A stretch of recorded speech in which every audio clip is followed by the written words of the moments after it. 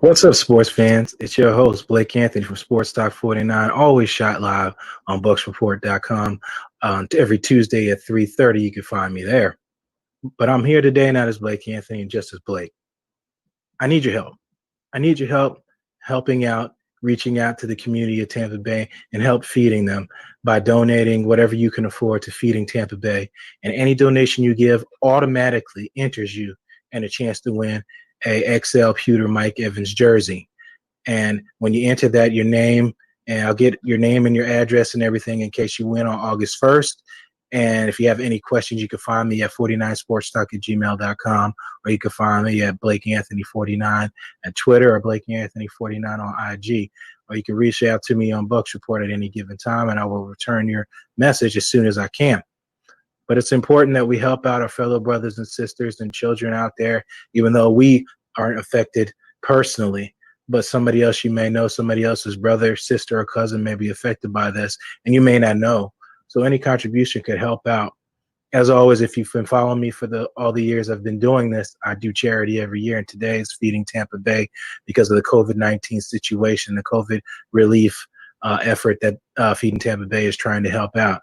So whatever you can give would be deeply appreciated. And if you have any questions, reach out to me. If you see this advertisement anywhere, that is part of me, and that is part of what we got going on here. Of course, if you have any questions, by all means, reach me at any of those I listed above. And whatever you can give, be deeply appreciated. You don't know who it can help out in the future. As always, I appreciate you guys following me for so many years and supporting me. I wouldn't be here without you. I appreciate you guys, and I hope you guys are staying safe out there with your loved ones and your families, and keep fighting the good fight till the cure is found for this terrible virus. Thank you guys, and God bless. And as always, fire those cannons.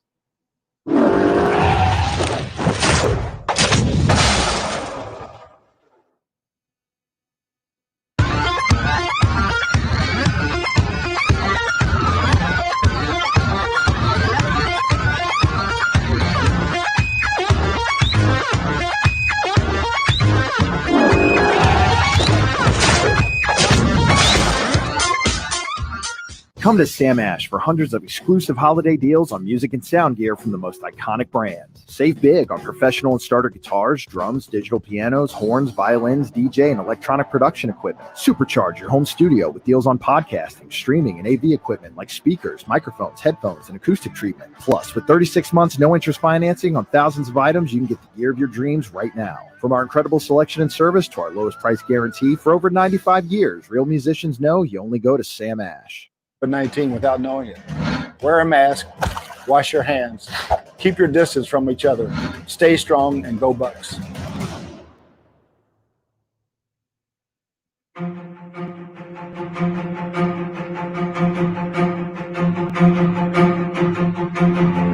Realizing my potential has been what my career has been all about. Things that I've dreamed about have actually come true. Patriots have won Super Bowl 36. Unbelievable. Things have happened in my life as I kind of hoped they would happen. It's been, just a complete evolution. You know, how I just kept kind of fighting and clawing to continue to power forward. You just keep putting one foot in front of the other, and you keep trying to make progress. So when I look at over 20 years, I look how far I've come. But there's not one step that I took where I realized, look how far I've come.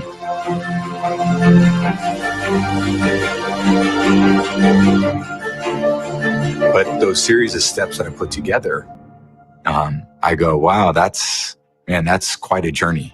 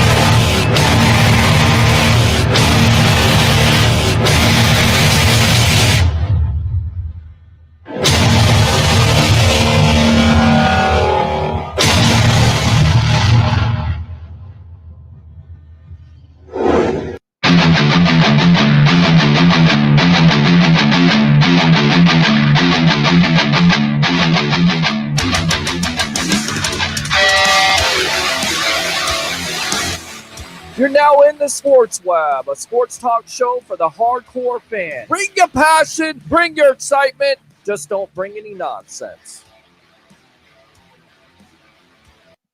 Hey guys, what's going on? Welcome back to another edition of the evolution of Sports Talk Television here live nightly on Bucks Report. It's the Sports Web. I'm your host, Peter Blake, giving you something to think about on this Friday night. And what do we do to start off the Sports Web? Write it down. There are three important phrases. Bring your passion, bring your excitement, just don't bring any nonsense. On tonight's show, we will have local guy here. Really, really proud of this dude because I've talked to him before. Chris Pinson of WCJB TV 20 in Gainesville, talking about the biggest story in the Bay Area. And this is your Sports Web Pro Football Edition. But we will be talking about the Tampa Bay Buccaneers, Tom Brady, and around the NFL. Some breaking news today, which we'll get to. At 9:45, we'll have Nick Citro, our analyst for Bucks Report. And at 10:30, we will have the big board out of Canada, Mr. Andrew Fulbert. And then, of course, your phone calls, as always, 727-255-0391. It's 727-255-0391. Join the 65,000 following we have here on Facebook. Of course, check in on YouTube, Twitter, and a part of the Landry Football Network. Check out the Chris Landry Football Twitch channel, which we are live tonight on that. So a lot of things to get to, but really looking forward to getting this dude on because talked to him before, seen him out at the Outback Bowl covering Minnesota, and I believe it was Auburn at the time. Mr. Chris Pinson, welcome to the evolution of Sports Talk Television, my friend. How you doing tonight? And we got a little audio problems here. So hold on. Let's see if we can. Hold on a sec. Let's see if we can work that. Can you hear me, Chris? No audio. Yeah. All right. We'll have to put you back in there. We'll see if we can get that audio figured out there. But unfortunately, sometimes that happens. It's live television. So let me see if I can go back to him again and see if we can get this working. All right.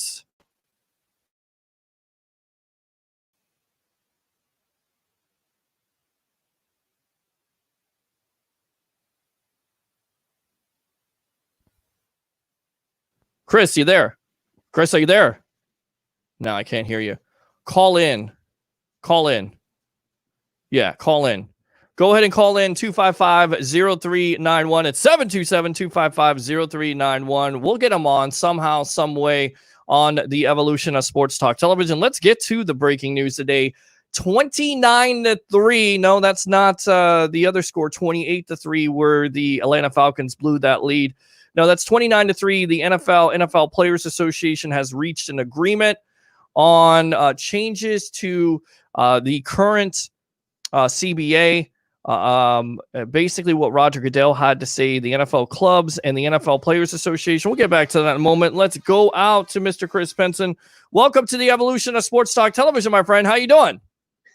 I'm good. As usual, I apologize for the technical difficulties. Well, I was just bragging about you, but hey, we know all about this, don't we? I mean, this is live television to a certain degree, live streaming. And like I was telling my guys out there, the webheads, really proud of you, man. I remember talking to you, doing big things now with WCJB TV 20. If people don't know who you are, go ahead and introduce yourself on the evolution of Sports Talk Television.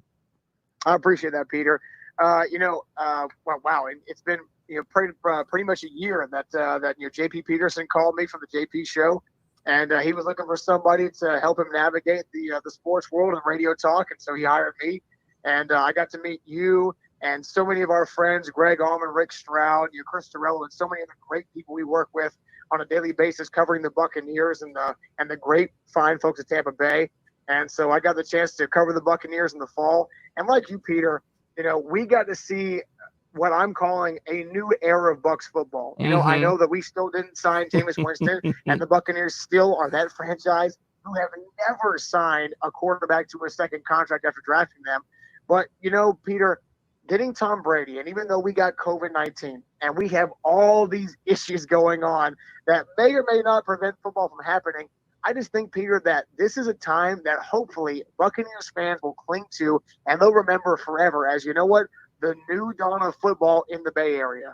And did you ever think in a million years, because I always ask every guest here on the Sports Web, that Tom Brady was going to be the starting quarterback of the Tampa Bay Buccaneers?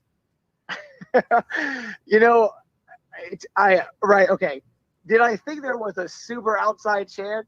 Yeah, maybe, but to me, Peter, the odds of getting a guy like Tom Brady to come to Tampa Bay of all places, one of the most overlooked markets, an underrated market per se in the national scope of things, to me, that was like getting the winning ticket to the Powerball, worth like $500 million. There was no chance we're getting a guy that's been there and done that over and over again. And yet, Peter, I think you were there, late July, early August. And the thing that I remember the most, Peter, is that in Bruce Arians' introductory press conference there at One Buck Place, he said, when you look at this 2019 team, 2018 team, he said to me, he goes, this is a team that could have been 500 because they just made too many self-inflicted wounds. They made a lot of penalties, and they didn't score when they could have. And somehow, some way, that became that familiar refrain for the 2019 season. And Peter, I just got to wonder, to you, as somebody who's watched this team for a number of years, who's covered them as well, right? If we get to play football this year, outside of getting Tom Brady, what do you think Bruce Arians is going to do to change the mindset and change the culture of this team to get us taking all those steps forward and not taking 5 steps backwards? I think it's already set. I mean, I think it's the Brady effect. When you get a Tom Brady in that locker room, he commands excellence, right? I mean, 9 playoff appearances, 6 Super Bowls, and there's a reason for that. And you see Mike Evans, and you see JPP, and you see Shaq Barrett, and you see O.J. Howard the other day, how he's saying this is the best offense in the NFL. Maybe one of the best. No, he says it could be the best on paper, of course. So already I think that attitude has changed. And you bring up an interesting point. When Arians was hired here as the coach, what did he say? It's not a rebuilding team. It's a reload. We reload. You go with Winston. Yes, he has his fair share of success with over 5,000 yards of passing and 30 touchdowns, but also the 30 interceptions. So you have an opportunity to, basically, get a guy at that point. Excuse me, I think he hung up, but you have an opportunity to get a guy that's going to be able to cut down on those turnovers. There's no way he's going to have 30 interceptions. Most likely he's not going to even have 15 interceptions. And you almost feel like if you cut down on those mistakes, your defense was playing well that second half of the year, you have to feel like it's Super Bowl bust. And people have been telling me, well, you're going to make the playoffs first. No. You don't go out and sign Tom Brady to a 2-year contract for $25 million a year to just get to the dance. You go out and sign Tom Brady because you not only want to get to the dance, you want to dance with the prettiest girl there. And that's exactly what they're trying to do. They're putting all their chips in the table. You go out and get Rob Gronkowski. So to me, that attitude has already changed with this team. Peter, I can't agree with you more, right? And I've had a lot of people talk to me and ask me, hey, what do you think about this Buccaneers team here and what they can do? Is the divisional round of the playoffs acceptable for the team? And they look at me when I say to them, no, it's Super Bowl or bust with Tom Brady. Yes. And then we do. You guys haven't been in the playoffs since what, 2008? You guys have done this and done that, right? Everything is about distracting from what the Bucs are able to do now. Right. But on the same time, of course, they look at me and say, well, Chris, you do realize all the different experienced playoff teams standing in the way of the Buccaneers, like the 49ers, the Seahawks, the Packers, right? And a couple other guys. I mean, honestly, Peter, this might sound crazy, but I think a team that's an outside sleeper this year could be the New York Football Giants. Really? I like what Joe Judge presents. I like what he is all about, which to me is a Belichick 2.0 mindset that the Giants used to embody. And so to me, there are a few hurdles in the Buccaneers' way. And of course, the AFC has their own title contenders. But you're right. When you've got a defense that improved so vastly from the year before, and all the young guys, Carlton Davis, Sean Murphy, Bunting, and a number of guys that are getting those reps, getting better with each passing day. And of course, you couple that with a video game-like offense, almost like a fantasy football draft. Right. I mean, Peter, how can Buccaneers fans not say, we just might get back to the big dance this year? Yeah, and we got Chris Pinson on of WCJB and Gainesville TV 20 on the evolution of Sports Talk Television. I'm your host, Peter Blake, your pro football edition of the Sports Web. You talked about some of those NFC competitors. You have the San Francisco 49ers, Seattle Seahawks, some people picking Arizona, of course, and in the NFC South, it would have to be Drew Brees and the Saints at this point. And to me, those are the two teams that are going to definitely be fighting it out here in this division. Now, with all that being said, is this the greatest set of weapons that Brady has had in his career, in your opinion? Man, wow. I feel like we're almost splitting hairs just because, of course, we remember what he did when he had Randy Moss on that team from 07-08. Right. But, I mean, right, because he had, of course, Gronkowski. Peter, correct me if I'm wrong. Did he have Aaron Hernandez on that team yet, or was Aaron Hernandez still a Florida Gator at that time? For the perfect season, I don't believe Aaron Hernandez was a part of that team, but throughout the career, they had Gronkowski and Hernandez, and now you look at this tight end class with an O.J. Howard and a Cameron Brate, and now you add a Rob Gronkowski to it, and you have Evans and Godwin, and the possibilities. You've seen the kid. I've seen the kid, Tyler Johnson out of Minnesota. That performance in the Outback Bowl was tremendous. Yeah, it was. And I was watching the program earlier this week, of course, and one of your hosts made a great point. I forget his name, but he said, I don't see Tyler Johnson making that big of an impact. And I kind of sat there for a second and thought, is this guy crazy? Because to me, Tyler Johnson is like Chris Godwin 2.0. Right. He's 6'3". You and I saw the amazing catches, the yardage, the stats he racked up over a talented Auburn defense in the Outback Bowl. And yet, he made a great point and said, well, think about the offense. You're going to have Gronk most of your snaps. Of course, you have O.J. Howard to hopefully get reacclimated to playing successful football. And you got Brate. And then when you line up Godwin and Evans, there's not a whole lot of room on that line anywhere across the board. Yeah. From 50 to 50 for Chris, for Tyler Johnson. And so because of that, Peter, the only thing I'll say about this is I am wondering, like everybody else is, what is the running game going to look like? Mm-hmm. We've seen a lot of those new social media workouts that Ronald Jones has been putting out. But I wonder, when we strap on the pad and everything counts between the lines, is he going to be that successful as he is with nobody hitting him and nobody pressuring him? I mean, it's a good point, and that's the biggest key going into 2020 is, not having necessarily all those reps, especially the rookies. So a Tyler Johnson may not necessarily be as effective. Any other given year, I would say yes. You talked about the Giants before with their new coaching staff. I'm not sure if they're going to be as effective because of all this stuff, but Ronald Jones, to me, I'll just say this: victim of volume. That's you need to give him more carries, because I go back and watch, and when he hits that second or third level, he's really special. And I'll tell you right now, he had a lot of long runs last year that were called back because of holding penalties. So I feel like he's going to get every opportunity to run the ball. Of course, the offensive line has to open up the holes consistently. And then you have Keyshawn Vaughn breathing down his neck, which, we've had a debate on this show, either Vaughn or Jones. It's a good problem to have. Vaughn can do a little bit more than I think Jones can, but I think Jones is improving. And what I've heard is that Brady definitely likes Jones. Right, and I'm glad about that, because even though we know Tom Brady has never really had a major running back, of course you have LeGarrette Blount, he's had Corey Dillon, sure, that of course have had successful careers, and they can rack up yards. Yeah. And every quarterback leans on their running game when they need to. But this is a new age of football, and for the Buccaneers, you didn't go out and get Tom Brady because you wanted him to complement the running game. You got Tom Brady because you knew that when he throws the football, 9 times out of 10, it's not going in the other team's hands. Exactly. It's going where it needs to be. Yeah. And if it doesn't, it's going to fall harmlessly to the ground.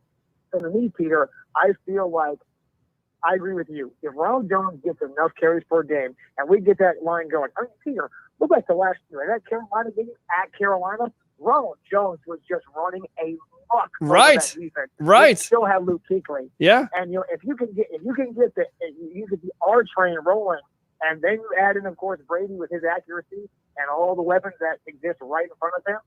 I mean, Peter, we're talking video game-like stats that could be, realistically, for a Buccaneers team that hasn't seen that since ever. Yeah. And it was a third-ranked offense last year. Chris, we're on with Chris Pinson of WCJB TV 20 and Gainesville on the Sports Web. I'm your host, Peter Blake, giving you something to think about. Maurice Jones-Drew on NFL Network believes that Tom Brady is going to throw for 55 touchdowns. Buy or sell, What? Chris? Yes, 55 touchdowns. That's what he said.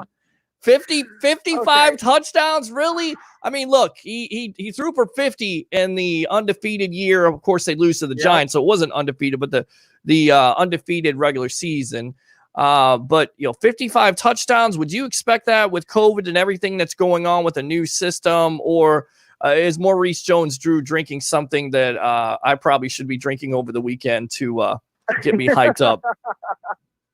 Listen, brother, if you're going to have a cup of that Kool-Aid, please pass me the pictures. I'll take pictures, okay? Now, here's the deal, though. Okay, do I believe he'll throw 55 or more? No. But I think that he can be close to 50. Because, again, when you've got the weapons in Godwin and Evans, and, of course, we touched on Tyler Johnson, being able to maybe carve out some slice. I mean, Peter, realistically, between Evans, Godwin, Tyler Johnson, Bob Gronkowski, O.J. Howard, Cameron Brate, I mean, that's 6 guys right there that, just the 4 of them combined, right? Take out Gronkowski and take out Tyler Johnson. Sure. That already was a major hurdle for defensive coordinators to get around. But now that you've got Tom Brady in the mix, who we know loves and utilizes his tight end, can easily find the big boys down the field or over in the middle, finding those holes in the zone. I mean, Peter, again, how can you not look at this offense and just say, what isn't possible? Right. I mean, what's the biggest weakness for you? We talked about the running game. Is it the offensive line? Are you a little bit concerned because Donovan Smith came out a couple of weeks ago? And congratulations to Mr. Smith for the birth of his, I believe it his daughter. So congratulations. Also on the same day, Sierra and Russell Wilson had a baby. So congratulations to both of those football players. But with that being said, there's concern about COVID and passing it on to the family. Do you have any concern about Donovan Smith opting out at this juncture, or is it much to do about nothing? That's so tough, Peter. I mean, it really is, just because, of course, you and I don't exist in his head, and right. Whether it's Mike Trout from Major League Baseball, or a number of guys that, of course, are all in their early to mid 20s, maybe close to 30. They're all having that moment in time when you settle down, you start families.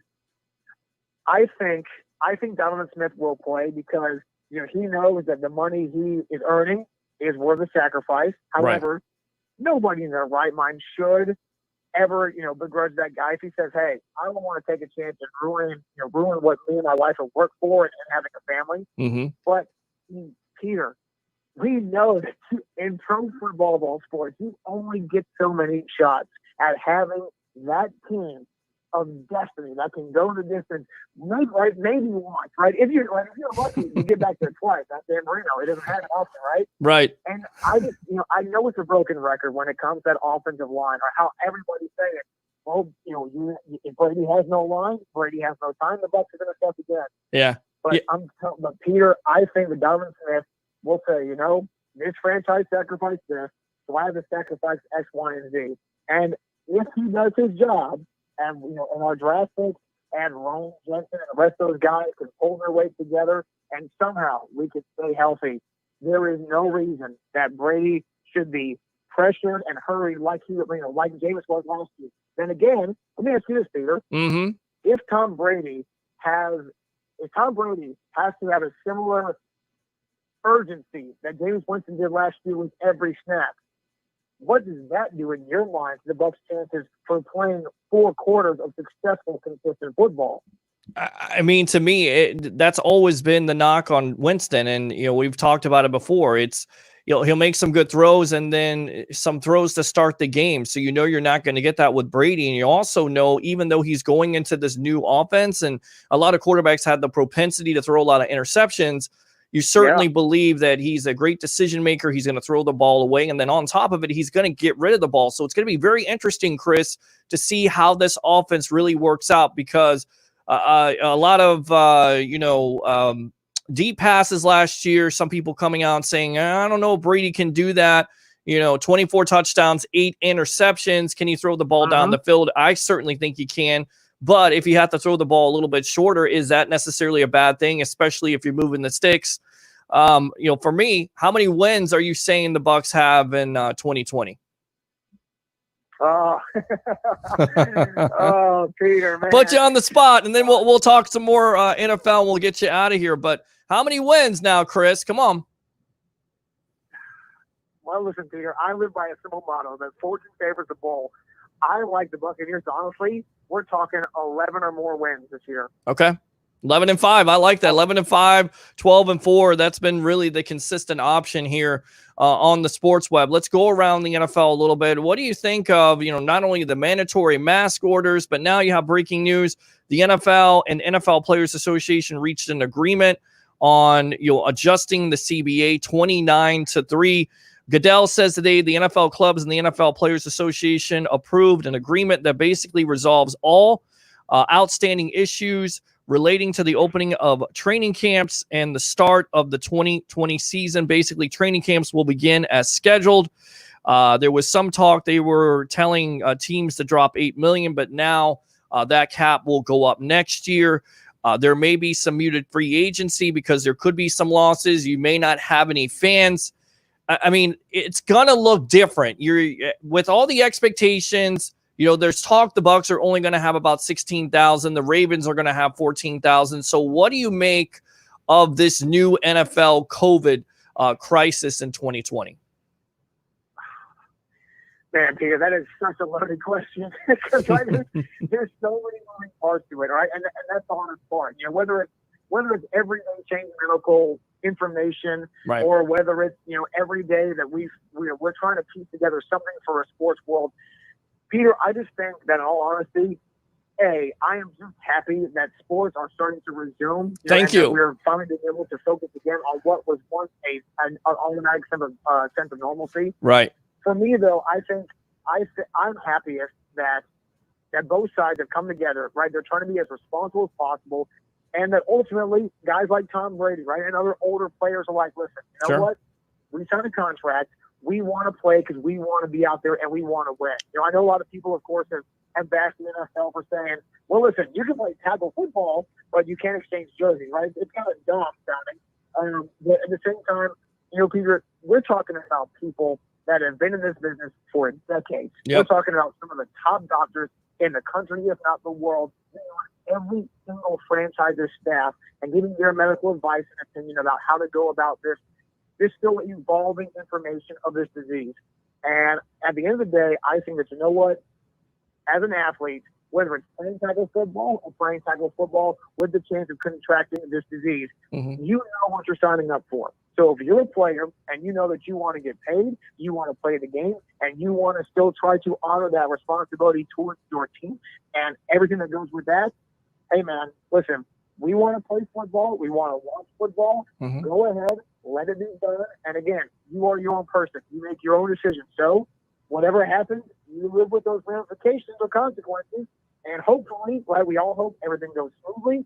But, Peter, I just pray that everything goes well. No one has any kind of complications from this. And we can actually play football because, Peter, I don't know if there is ever been a time in Tampa when everybody said it's going to be on the edge of their seat. This is the time to do it. Up in Gainesville, I know you do TV up there. What's the atmosphere like? I know there's a lot of Gator fans, kind of on pins and needles. They're looking for a season, a lot of high expectations with Dan Mullen there. Are they looking forward to a college football season, or do you hear from the fans they don't expect a college football season this year? Peter, is the sky blue? Are you kidding me? These people up here, dude, they listen. These Gator fans, again, just like the Bucs fans, they know they finally have all the pieces in place between Kyle Trask and the rest of this incredible team. I'm telling you, Peter, they got 4 out of 5 offensive linemen back. They just got a huge grad transfer from Mississippi State that used to play in Mullen's system. I mean, I'm telling you, Peter, Florida Gator fans are dying to watch their team, whether it's in film or on television. The Gator fans know this is the year they can pull one over on Georgia. They can get to that SEC title game, and they can actually make their way in that Final Four. But again, between college athletics and that whole issue with budgets and teams and departments, and of course high school sports, which we're still waiting on the FHSAA to make a real decision about, Peter, I'm just glad that at the end of the day, we've got the NFL that is allowing things to happen, again, as safe and monitoring things. But, Peter, it just won't be fall in the U.S. if we don't have football Friday, Saturday, Sunday. So, like you, I pray everything goes well. Yeah. Man, we need our weekend stock full of pigskin and gridiron. I agree. I absolutely agree with that. Do you think there's going to be a college football season? Because there was a recent Harris poll taken, and only 24%, Chris, of fans think there's going to be a college football season. I mean, that's the mindset right now of NCAA fans, and that's a shame. But I kind of agree with them, and I'll tell you why. Because you have students, you have coaches, you have administration, and you're not paying these athletes. Okay, so there's a lot more risk there. And then on top of it, let's just say you're a Trevor Lawrence or a Justin Fields. Why would you take that chance to ruin your draft stock by playing in a year where you could get really, really sick and ruin those draft prospects? I feel like once the college football season is going to be canceled, and I do think it's going to be canceled, I think Trevor Lawrence and Justin Fields will declare for the NFL draft and get ready to be first-round picks. What do you think? I can't disagree with you, because if I was one of those guys that for sure is a lock in the top 5 making a lot of guaranteed millions, I would sit out too. Peter, here's my thing.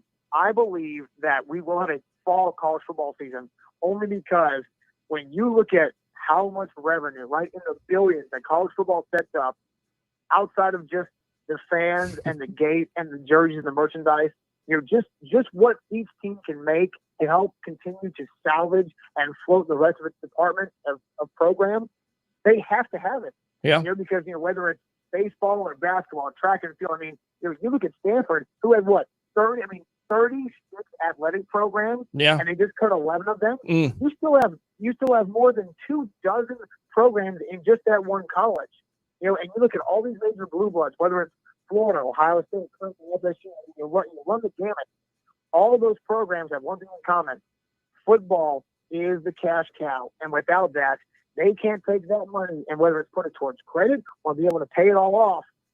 Peter, they have to have football. So I think, whether it's going against medical advice, having the kids sign waivers, whatever it is, I think that somehow, some way, the NCAA and the rest of its, contingent programs and conferences, they'll find a way to get it done, because they know if they lose out on the billions of dollars from TV rights and game money, that they may not have enough money to finance the rest of that all-encompassing that goes with baseball, basketball, volleyball, you know it. It just can't get done financially, and that's what it boils down to. Interesting. Good stuff, buddy. Thanks a lot. I definitely want you to promote yourself out there. Chris Pinson of WCJB TV 20 in Gainesville. Can they follow you on Twitter anywhere? Yeah, of course, right? So, if you go on my Facebook and check out Chris Pinson, WCJB TV 20. On Twitter, I'm still Chris at Fanstream Sports, the original name of the JP show, but it's Chris. It's at Fanstream Chris. And again, I made this move to Gainesville because I would like to be hopefully a household name one day in sports television. And so, we cover high school sports, we cover the Florida Gators, and of course, we talk Buccaneers and Rays and Lightning from time to time. But Peter, listen, man, I can't thank you enough for the honor of being on the Sports Web. It's been a lot of fun getting to know you, being a part of what you produce on a nightly basis, which is incredible. So, trust me, brother, I am honored to be here. I'm so glad we have to do this. Yeah. And look, Peter, I hope that for your sake especially, we get a Buccaneers football season, because, brother, you'll have more content and more fun this year than maybe 2002. You know all too well about this, Chris. Whenever you get to town, we'll go out and maybe try to social distance somewhere. Maybe get some wings or something. But, buddy, thanks a lot for coming on. Always welcome on the evolution of Sports Talk Television. All right, my friend. Hey, man, bro. Have a great night, Peter. Enjoy the show as always. Yeah, man. Congratulations on your success with Gainesville, man. That's awesome. Congratulations, bud. See you, Peter. All right, see you. There you go. Good stuff. Chris Pinson from WCJB. If I can talk tonight, I don't know. It's Friday night. I've been here for 4 days. It's the 5th day of TV 20 in Gainesville. Open phone line, 727-255-0391. It's 727-255-0391. It's the Sports Web. I'm your host, Peter Blake, giving you something to think about. Let's go ahead and go out to our webheads here, answer some questions, and then we'll have Mr. Nick Citro of a Bucks Report, our media guru of Twitter. I mean, the guy's always, causing controversy with other fan bases. I love it. And he's also the analyst here for Bucks Report. We'll ask him about the big deal today and the ramifications of it. But it was some positive news. You need that in your life. All right, let's go out to the phone lines. Welcome to the evolution of Sports Talk Television. What's your name? Where are you calling from? My name's Eric. I'm from Riverview. What's going on, Eric? Welcome to the evolution of Sports Talk Television. What's on your mind tonight? Man, I got a couple things.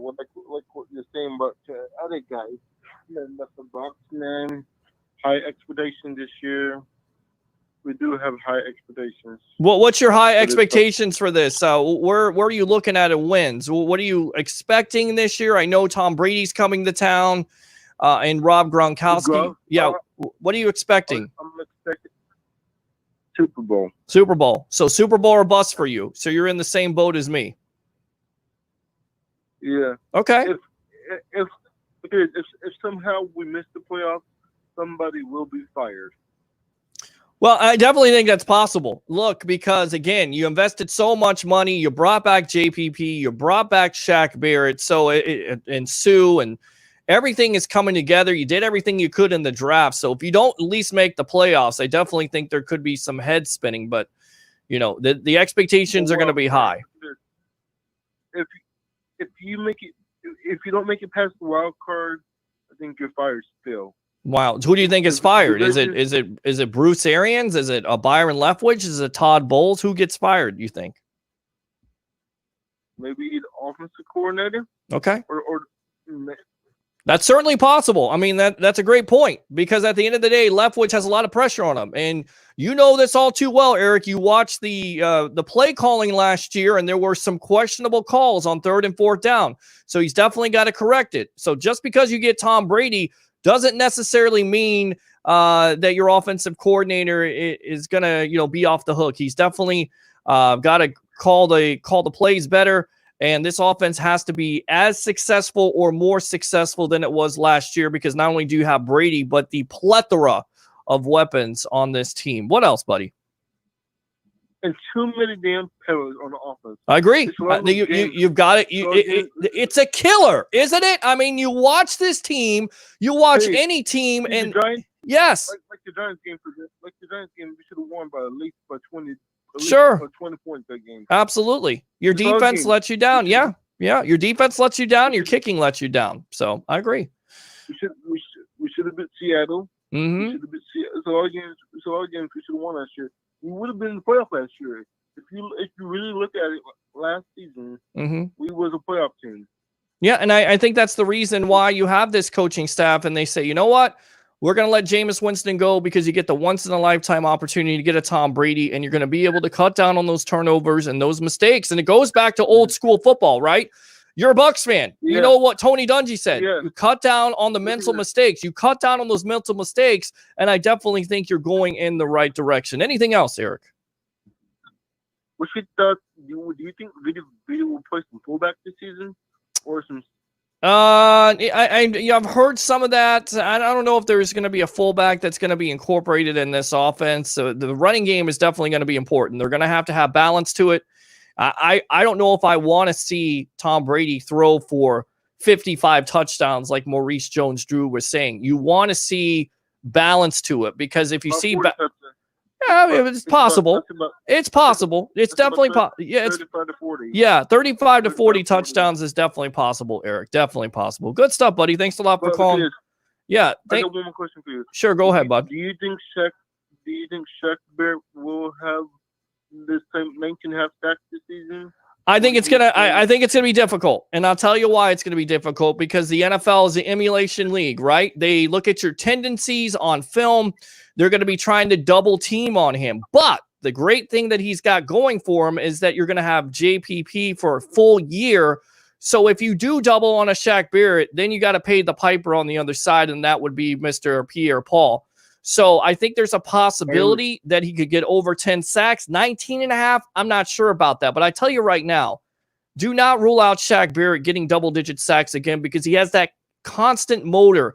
He definitely knows how to work with his hands. He's got the counter. He's got everything. He took everything and he applied it that he learned from a Von Miller and a Bradley Chubb and all those guys that he played behind. So I definitely think there's a possibility, even a DeMarcus Ware. So I definitely think there's a possibility. 19.5, I think that's asking for a lot, but I definitely think he can have. Yes. I got one more question for you. Okay. Who do you think will get the most receiving yards this year? Would it be Mike Evans or would it be Chris Godwin? That's a tough question, but I tell you right now, I know Joshua Cole-Allen, who just did a phenomenal job on the Audible there, believes it's going to be Godwin, and I think he could be right, and I'll tell you why, because the propensity of Brady is to throw to the slot. Consequently, Godwin played in the slot 50% of the time. He was very productive, so it could be Godwin. But I tell you right now, everybody ruling out Mike Evans by saying he won't get 1,000 receiving yards. I think you got another thing coming because there are going to be teams, once again, that may double up on a Chris Godwin and give those opportunities to a Mike Evans. So to answer your question, Chris Godwin. Good stuff, Eric. Thanks a lot for calling the Evolution of Sports Talk Television, all right? You too. Thank you. Appreciate it. There you go. Open phone line, 727-255-0391 and 727-255-0391. It's the Sports Web. I'm your host, Peter Blake, giving you something to think about. All right, let's see here. It's Friday, baby. It is. Absolutely. What's going on, Eric? How you doing? I think that was just you that called. Thank you very much for the call. Appreciate you. Love you guys, webheads out there. More webheads call, the more the show goes. I could sit here and blab on all day long. In fact, let's go out to the professor. Professor, welcome to the Evolution of Sports Talk Television. This will be Johnny Dean from Pittsburgh, PA. Happy Friday night. Welcome to the Evolution. What's on your mind? What's up, brother? What's up, man? Let's see. I had something else on my mind, and then you guys started talking about the expectations for the game, and you know how I stand on that. Sure. This is not a Super Bowl year. It's not. It's a weird year, so really any friggin' thing can happen. But if you have your expectations as Super Bowl or bust, that word bust really irritates me because that means you're going to fire all the staff and go start again. Well, that's what a bust is. maybe what a bust is. Well, maybe that's a little bit strong on my part, but I always come strong to the mic here on the Sports Web.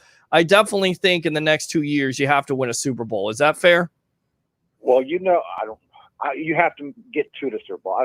Winning the Super Bowl is not that easy. How often do people do it? Who do you think this favor? Let me ask you something, Johnny. Out there for 90 years that haven't even touched the Super Bowl. Well, but you have Tom Brady and you have all these weapons. The expectations are there. Look, you're not going to pay $25 million to Tom Brady for him to miss the playoffs or get to the first round. Expectations have been the death of the Buccaneers. I understand that. Every year, everybody has those expectations. I get it. Always way too high. I get it.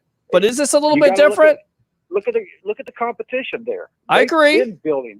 We've started building in the last 3 years. Right. Well, 2 years. Could you substantiate these expectations? Could you say it's a different year? Because everybody's saying, well, you always have the expectations. Okay, well, maybe that was just smoke and mirrors, if you will. You have some really legitimate expectations here with the guy like legitimate shot for going 11 games. I said, what was it, between 11 and 12 games, and I firmly believe that. Once you get to the playoffs, anything can happen. But then again, once you get to the playoffs, you're playing the cream of the crop every game. Absolutely. And those guys have depth, serious depth. You can go 3 deep with the Ravens or the Chiefs, and any one of their third stringers can be starters. Yeah, I mean, look, there's going to be tough teams out there. Even in the NFC, you have San Francisco coming off their possible Super Bowl hangover. I think it's a big year. Everybody overlooked them last year, too. Well, remember? They did. But, what we find out with the NFL, which means not for long, Johnny. You know this all too well. Okay? Team goes to the Super Bowl next year, doesn't even make the playoffs. So who's coming out? Is it going to be in Arizona? Is it going to be somebody that shocks you, like a Green Bay Packers? You started to fill me with Arizona. I started to send you an article on Well, Arizona you did. But again, we just don't know. Those expectations are always there. And I get it. Exactly. I get it. People are saying, well, Cleveland Browns had all these expectations. It's different. Baker Mayfield's done nothing in the league. He's won nothing. He's done nothing. Okay. Tom Brady's won a lot. I will be very disappointed if we don't make the playoffs. If we get to the playoffs and win a wild card game, I will be very happy. Okay. If we win a division game, I will be ecstatic. Okay. Okay. But we our biggest opponent in the NFC right now is in our division. I agree with you. And I wonder what the effects are going to be on the Saints not having any fans. We don't know if there's going to be fans or not. So if you go there the first week, you have no fans. Do you have an advantage? I think you do, right? I don't. I don't believe that at all. You don't believe that at all? You don't think fans are an advantage? Well, that's the I Seattle know how football Seahawks. Players are, man. They tune that shit out, dude. Well, maybe they can tune it out, but that place gets very loud, and you have those penalties for offsides or false starts and stuff like that. That gets into your head. You won't have to worry about that. That's the difference. You don't see the older guys getting those penalties quite as much. Well, but we're talking about the Bucs. We're talking about a highly penalized team that's very undisciplined. That when they go to New Orleans, they still I can have. explain that to you. You want to hear it? Sure, go for it. The undisciplined teams are the ones that are fresh. The newer teams, and the Buccaneers have had constant rotation in the roster. There's nobody that's been here long enough to pick up the verbiage and keep it in their head. Right. Okay. Well, it'll be interesting to see what, if any, if there's a home field advantage in Tampa compared to the Saints, because I feel like they're not going to have any fans there. And if they don't have any fans there, then I favor the Bucs, and I favor the Bucs because the Saints don't even know what the Bucs are going to do with that new offense. Yeah, it may not necessarily. I'm going to do you a favor. I'm going to take a comment for you. Sure, go for it. Stun is stunning. Yeah. He said dyslexic, so I say it for you. All right, thanks. I appreciate it. He's a jerk. So that's his thing. He says that. He's got to come up with something else. Get in here, all right? All right, man. Thanks a lot, Johnny Dean. Appreciate you. Later, bud. Later. All right. Open phone lines. We're going to get Nick Citro on here, but let me read the Webhead comments. Let me do my thing, okay? This is what I do. Sit back. Enjoy the ride. This is the evolution of sports talk television. Is it a TV show? Is it a radio show? It's both. Join the 65,000 following we have here on Facebook, of course, Facebook, YouTube, Twitter, and a part of the Landry Football Network. Check out the Twitch channel, Chris Landry Football. If you haven't subscribed yet, why? What are you doing? What are you doing on a Friday night besides checking out that Twitch channel? Go ahead and subscribe to it. All right, let's go back out to the Webheads. What's up, Facebook crew? Phone lines are off the hook tonight, so we'll go out to the phone lines. Welcome to the evolution of sports talk television. What's your name? Where are you calling from? What's going on, Peter? It's Curtis, man. Curtis, I missed you, buddy. My long-lost buddy here on the Sports Web Pro Football Edition, but that doesn't necessarily mean we can't talk Bucs. So what's on your mind tonight, boss? Well, so this whole Maurice Jones-Drew thing with the 55 touchdowns, I'm praying to Jesus that doesn't happen. Really? Why is that? Here's the reason why. Okay. I've been looking at it. Almost everybody who's thrown 50 touchdown passes or more, they have lost the Super Bowl or have not even made it. It's a good point because you look at that highly explosive offense with the Patriots. What happened? The New York Giants knocked him in the mouth. And Bill Belichick. Peyton Manning threw 55. There you go. There's another one. See, what was that? Mahomes threw 50 his first year. Yep. You're exactly right. And I wouldn't want to see him throw 50 touchdowns either. Do I see him throwing for over 30? Absolutely. But at the end of the day, what do we always talk about on this show? Balance, balance, balance. You've got to have balance to that offense to take the pressure off of your quarterback. And on top of it, make that defense accountable. Go ahead, Chris. Now, here's something crazy that I seen today. I was playing Madden today. Okay. And the Bucs have been getting high draft picks because of, where they finished in Madden. Sure. And we haven't been able to draft a quarterback that we thought was going to be the future of the franchise. Sure. And I think it's in 2 years. I think it was 2022. I did a computer simulator and they signed Aaron Rodgers. I think Aaron Rodgers ends up with the San Francisco 49ers if Jimmy Garoppolo doesn't work out. $36 million cap hit. He's a local kid. There's still fans in San Francisco that say they should have drafted him. Most likely they should have instead of Alex Smith. Like Alex Smith, think he's a DLG quarterback. He improved over time, but Aaron Rodgers is the real deal. And look, if the Packers, the way they went about this whole draft process, Curtis, by getting a Jordan Love and not getting any weapons for Aaron Rodgers, to me, it's the dumbest thing I've ever seen in my life. Just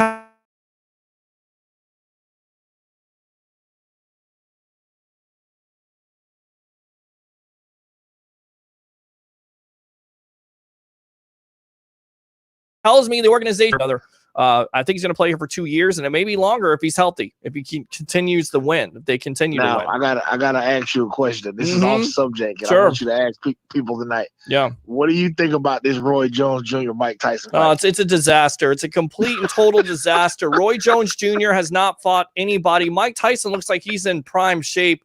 I feel like Jones Jr., what is he doing? It's almost like an exhibition. You know what it's like? It's like Rocky IV. Okay, it's Ivan Drago. Mike Tyson is Ivan Drago. I will break you. Apollo Creed's going in there like Roy Jones Jr., and I feel like somebody's going to get hurt, and it could be Jones Jr. So, and you know what? I was just telling my cousin. I said, but you know the bad part is, it's probably going to be more entertaining than Mayweather McGregor was. Oh, definitely. You know why? Because they're actually fight. I mean, when you watch a Mayweather fight, I want to fall asleep. I watched the Pacquiao Mayweather fight. I thought I was watching a first date because I'd never seen so much hugging in my life, so much caressing. Like, if you want to fight, go and fight. If you don't, caress each other so gently and softly like they did. It was just terrible. It's terrible boxing. I don't like it at all. I like somebody to come out. Man. I'm telling you, watch it. Watch the fight. It was so disappointing, and it's probably because dude, his last couple fights when he fought Ortiz, when he fought Pacquiao.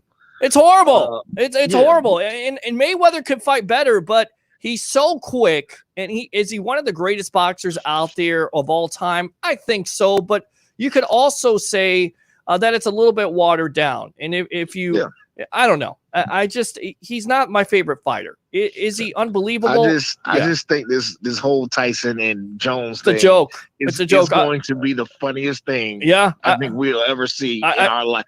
Like I guess just because we're going through a pandemic, they gotta have something to entertain. They got to. I mean, because I thought Tyson was going to come back to AEW, but that was even a flop. I mean, they tried to do that. That wasn't very good. I could see Tyson, going over to WWE because they're so desperate for entertainment at this point. So am I looking forward to seeing that fight? No. Am I looking forward to Tyson knock Roy Jones Jr. on his ass?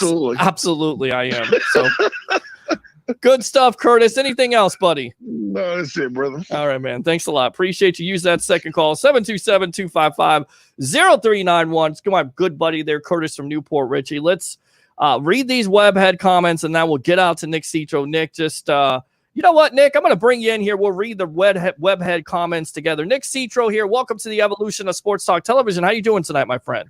Not too bad. It looks like we have I can't NFL hear you, buddy. Football. Oh, you can't hear me? Well, I couldn't hear you now. Now I can hear you. Sound good? I got you. There we go. Okay. So now we got sound good. Yes. NFL football officially back, but it looks like college football is not looking so good because the NCAA Board of Governors is supposed to vote today on if they're canceling fall sports or not. And I guess they have these meetings, and that's the only thing on their agenda is if they're voting for fall sports to happen or not. CBS just put this out. When was this? I think it was yesterday. So college football is not looking too great. Yeah, I don't think college football happens this year, and I'll tell you why, because there's just too much risk to it and not enough money being paid to these athletes. In fact, these athletes are not getting paid any money with all the risk. I don't think it's going to happen, even in the SEC. How do you feel about that? Do you feel like it's going to happen? I think they can do it. It's just a matter of it's a whole different dynamic with college, and these kids are living in a dorm where tens of thousands of other people live. So that they have to do it in a way where maybe, players live in a different area. If they do the conference only kind of resolution that they were talking about, I think it's a lot more manageable. But then you have teams like Notre Dame, who's talking about going to the ACC. UConn, is not in the AAC anymore. Like, where are they going to play? So I think it's doable. You just have to get creative. And I've never been a fan of the NCAA and any decision they make, to be honest with you. They cheat players out of money. It's an awful organization. I'm kind of hammering them, but it's true. They can get it done. They just have to do it the right way. It's not that difficult. Yeah, I agree with you on that. I'll tell you what, let's go out to the webheads here, read these comments. Flip phones were cell phones the last time the Bucs made the playoffs. Yash says, yes, Showtime, bring your passion. Let's go Bucs. Eric, let's go Bucs. Johnny Dean, what's going on? Ben Cornett, love the old flip phone. Hey, Josh. Fire the cannons. You know what? Every time somebody says fire the cannons, here we go. This is what we're going to do. Fire the cannons. Ooh, we got some sound effects now. We do have some sound effects, and when you go up and call and try to troll me, this is what you get. Yeah, exactly. Price is wrong. All right. Ben Cornett. No best virtual edits video again tonight. Oh, he's got his own acronym. Yeah, I don't know what's going on there. Low by Flow Rider was the #1 song on the Billboard charts the last time the Bucks were in the playoff game. Laugh out loud. Goodness gracious. Ben, thank you very much for that flashback, Casey Kasem. Hey, what's up, guys? Was surprised. Bucks trading Gronk for the offseason. I mean, $10 million. We kind of talked about that, and there's still some issues there. Will he be able to come back? Is he going to be the same Gronk? I mean, how do you feel about that? We've talked about it before, but do you feel like COVID is going to affect him? We went out that article last night, biggest effects. Do you think that COVID is going to affect a Rob Gronkowski, or does he return to full shape and really show a lot of people that he still is one of the best tight ends in the league? I don't think he's going to show that he is the best tight end in the league. I think that mantles George Kittle and Travis Kelce's to kind of duke out, but I think he can still be a top 5 tight end in the NFL. And if it's Gronk is in a unique situation because he's not that old. He's 31 years old. Yeah. I mean, it's old for NFL standards, but he can still be playing in his prime. And for somebody that had so many injuries throughout his career, I honestly think taking a year off will do wonders for him, where he's not getting crushed day in and day out. I mean, you watch him, I think his last year was 2018. I mean, the dude was running like he was made of glass. It seemed like every bone in his body was about to shatter. And it was kind of tough to watch, but he always had that armband on that looked like this bionic looking thing on his arm. So I think Gronk sitting out will do him wonders, not taking hits. He can come back refreshed, train on his own time, where, other players, I would be very worried about that. But with Gronk, I think it's a different scenario where, he's a Hall of Fame tight end. Yeah, I agree. I agree with that. National Treasure Book of Secrets was the #1 movie at the box office the last time the Bucks were in the playoffs. I really think Bucks are going to the Super Bowl this year. Ben says, sounds like Peter is going to have a few Mountain Dews on the rocks this weekend. You're busy tonight on Google, huh? Absolutely, Ben is. Wiki, actually, Johnny Dean there, laughed my ass off. Ben Cornett, congratulations to Donovan and his family on his new child in the world today. Do you think Vita Vea plays fullback this season? How many sacks this year? He's been talked about a lot, and you look at his Pro Football Focus ratings, very high. A lot of great things from Vita Vea. What do you expect from him, and do you think they're going to use him at the goal line much like they did last year? I mean, they should. It really annoyed me last year, and I've been really critical of the play calling. But they did this so often where they would put Cameron Brate in motion and then put him at fullback. One of your worst blocking tight ends at fullback. What in the world are you doing? Right. I mean, it just made no sense. So they did it at the goal line 1 or 2 times. I remember it. It just doesn't make any sense. So if you want to put Vita Vea in at fullback, I have no problem with that at all. It can't be worse than Cam Brate. Defensive tackles in terms of their sack production is usually not that high. Aaron Donald kind of skews it with his 22. I think he had 2 years ago. If he gets high single digits where it's 8 or 9, that's a really, really good year for a defensive tackle. I'm more interested in his pressure rates, QB pressure, knockdowns, and the sacks will come. If he's opening up lanes for everybody else to get pressure and get sacks, then I'm okay with it. If he's dominant like he was last year at stopping the run, then he's fine. He's not going to be a 15-plus sack guy, even 12.5. It's not going to happen. No, he's athletic enough to have it happen, but that's not the defense. A Vita and a Sue in the middle, like you said, they're trying to take the pressure off. They're trying to take on those double and triple teams where those outside pass rushers can do well. What you're trying to look for also is not only the pressure rate, but how they do against the run, because this team was #1 last year against it. And I definitely think it was Vea and also Sue, and they definitely work together. They're interchangeable. So it's a nice thing to have if you're the Tampa Bay Buccaneers. Yeah, best front seven in the league. I mean, I've been saying it. Best linebacking core in the league. And, I would say the Ravens are probably better at defensive line than the Bucks. Maybe the Packers, if you want to argue. But, I mean, the Bucks defensive line is easily top 5 in the NFL, no doubt. Yeah. All right. Let's go back out there. Johnny Dean, not much. Just got home about an hour ago from delivering food to my neighborhood with my church. Very good, Christopher. Washington drama aside, what is the most head-scratching story from any team this year? I'm going with the Green Bay's draft. What's the most head-scratching in your opinion? I mean, Green Bay definitely up there. Washington is a complete disaster.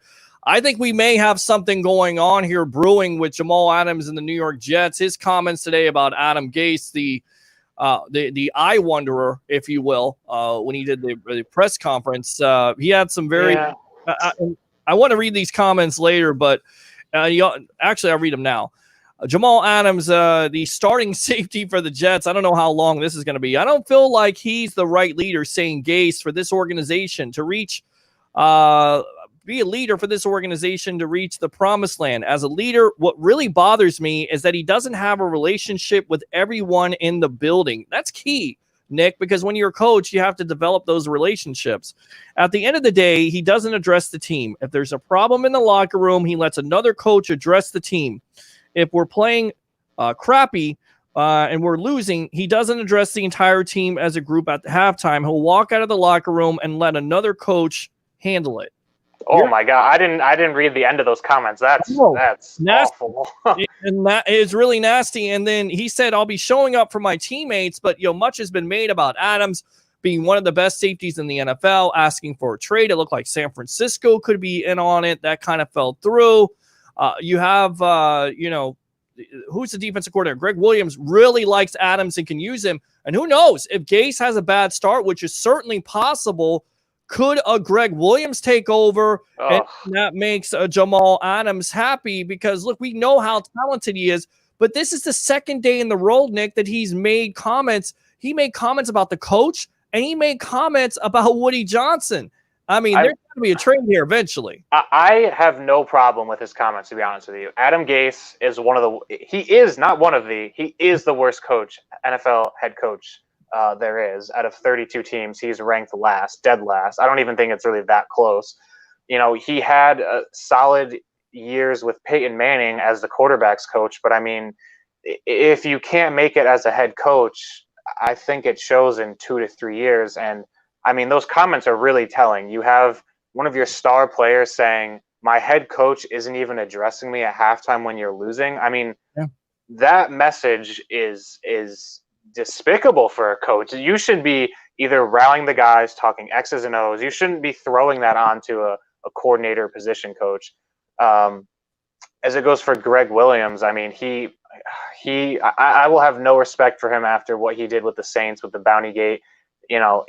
I don't think his defensive schemes are solid, but to pay your players to injure, I mean, look at the Brett Favre clip. They tried to absolutely destroy Brett Favre, so I have zero respect for him. If he gets a head coach, I mean, I don't think he's going to be that successful. We saw little sneak peeks of everyone's ego when he was still with the Browns and Hard Knocks, and he doesn't really look like head coach material to me. I mean, you can't have you have to have a little bit of an ego, but when it's I'm going to do everything my way and I don't care what anybody else says, that's when you need to get out. And Hugh Jackson showed that in Hard Knocks. I think Greg Williams showed that.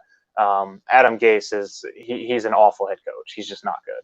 Yeah, he's not a good coach, but I tell you right now, to appease Jamal Adams, they may hire him on if Gase starts out, not a good start because they wouldn't appease me if I was him. I would want out regardless. I don't know how he feels about Greg Williams, but I want out of New York if I were him. It's a mess. What's the other big story for you that's kind of raised your eyebrows? Is it the Patrick Mahomes deal? How big it was? They get Chris Jones. Is it Dallas's deal with not getting Dak Prescott in? I mean, I think it's Quentin Dunbar and I'm trying to think of the DeAndre Baker. So is the question, what is the most head-scratching move this offseason, as in what is the most surprising move? What's one of the biggest stories in the NFL and the offseason? What's the head scratch? I would say the most surprising move of the entire offseason is the Buccaneers getting Tom Brady. I mean, did we ever see that happening?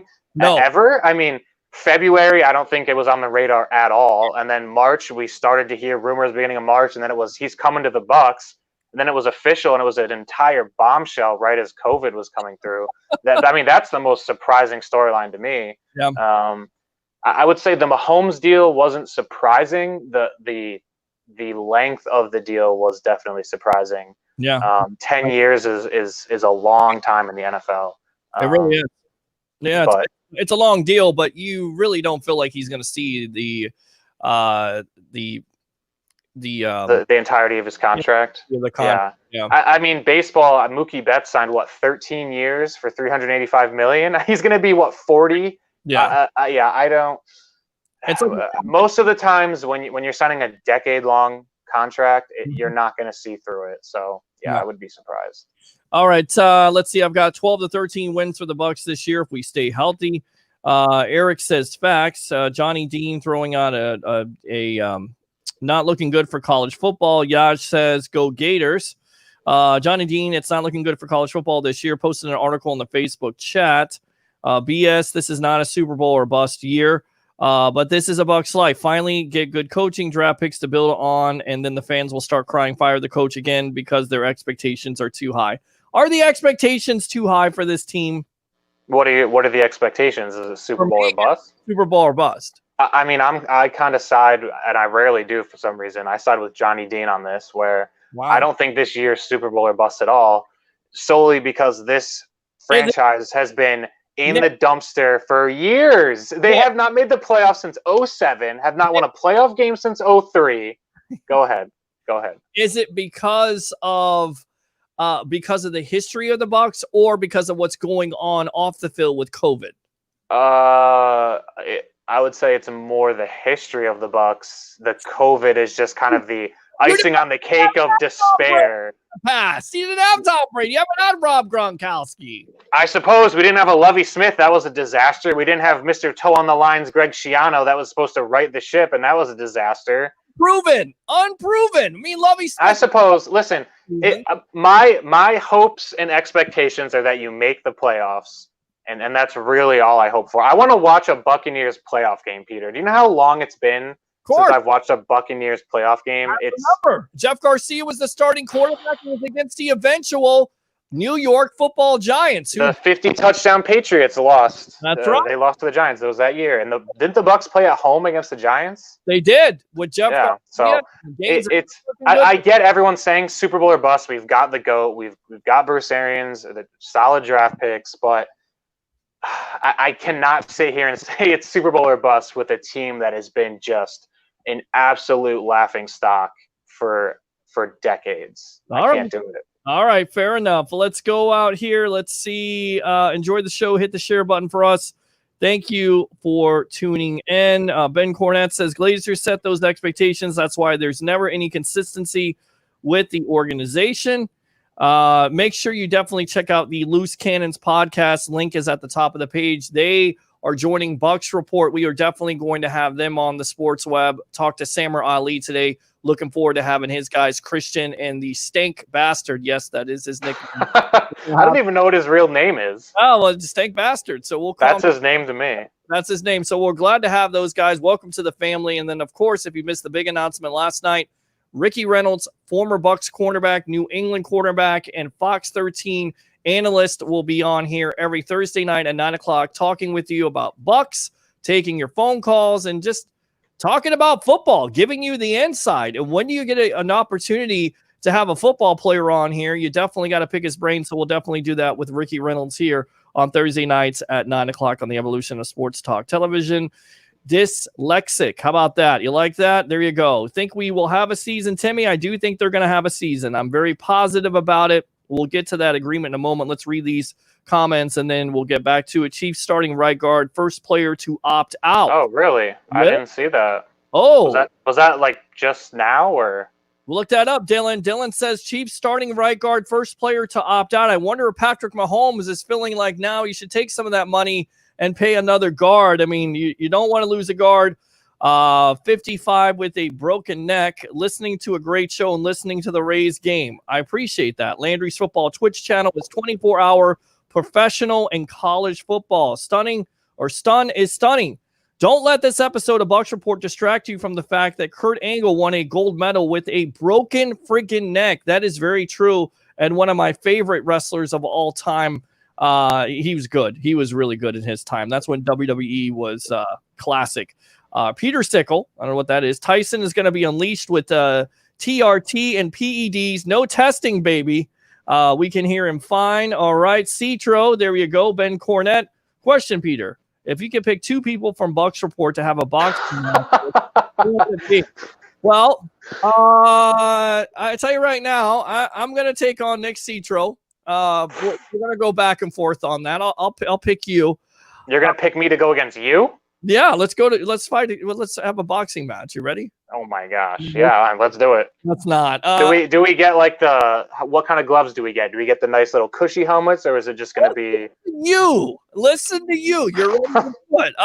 So I you challenged me. I didn't challenge you. Then I abstain from that question. I'm not going to answer that. I love my brothers here on Bucks Report. I don't want to have a boxing match, so shut up. Why don't you box? Hey, we'll do anything for the content. I'll do a boxing match. I'm not doing a boxing match at all. Ben, why don't you box yourself out of here? Get out of here with that. Stun is stunning. Nick, why are you better than Joshua in full detail? I asked Joshua this question earlier today, and he said he doesn't compare to you. What's going on with you guys?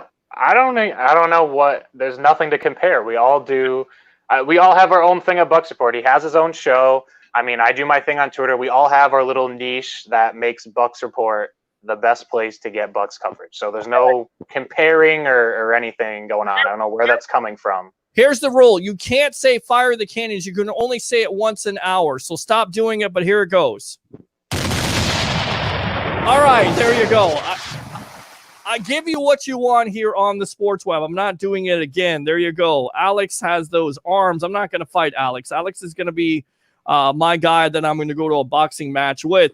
Christopher Cole, congrats on winning the autograph photo on the Audible. Good stuff. Gronk is still a beast. Dwayne Beatty, that would be my uncle, who writes a major comment that absolutely covers both of our faces up. Got to love that. Good job, Peter H. Blake, for having on Chris. Well, it's not Chris Benson. And that was, I forgot his name at this point. Yeah, thank you very much for having Chris on from Gainesville, Florida, because you know your uncle is up here, a very good friend from Lakeland, Lakeland Dreadnoughts, Mr. Scott Marchant and his big brother, Jay Marchant. Love the Gators Nation. Good job. Chris Penson, and I have a friend whose son graduated from UF with a psychs degree and is a naval officer, still living in Louisiana, very close to New Orleans, and her name is Christy Benson McCoy, and she grew up in California. Uncle D, I love you, man, but you're telling a big-time story here that, you know, I appreciate the comment, so thanks very much. Nick, you like that Citro. Get out of here with that Kirk Cousins reference. He is laughing. Do you think the Bucks, any chance in getting Jamal Adams? We've kind of covered that. I don't think that's necessarily no. And the Bucks seem like they're very happy with an Antoine Winfield and a Jordan Whitehead and a Mike Edwards, right? If you want Jamal Adams, you're cutting either Levante David, Ryan Jensen, or Gronk. That's the only way you're getting Jamal Adams. So if you're not willing to do that, then it's not going to happen. And they're not going to cut Gronk because they just signed him. They're not going to cut their starting center because there's absolutely no depth. And they're not going to cut Levante David because he's an absolute stud. So if you look at let's see, Spotrac, they have $2.7 million in cap space, and that's with Antoine Winfield, Keyshawn Vaughn, and Chappelle Russell not even counting towards that yet. So it's they don't have the space for him. No, they don't. I don't think they do. Do you think? Okay, so we answered that, Eric. Do the Bucks have any money left? He answered that.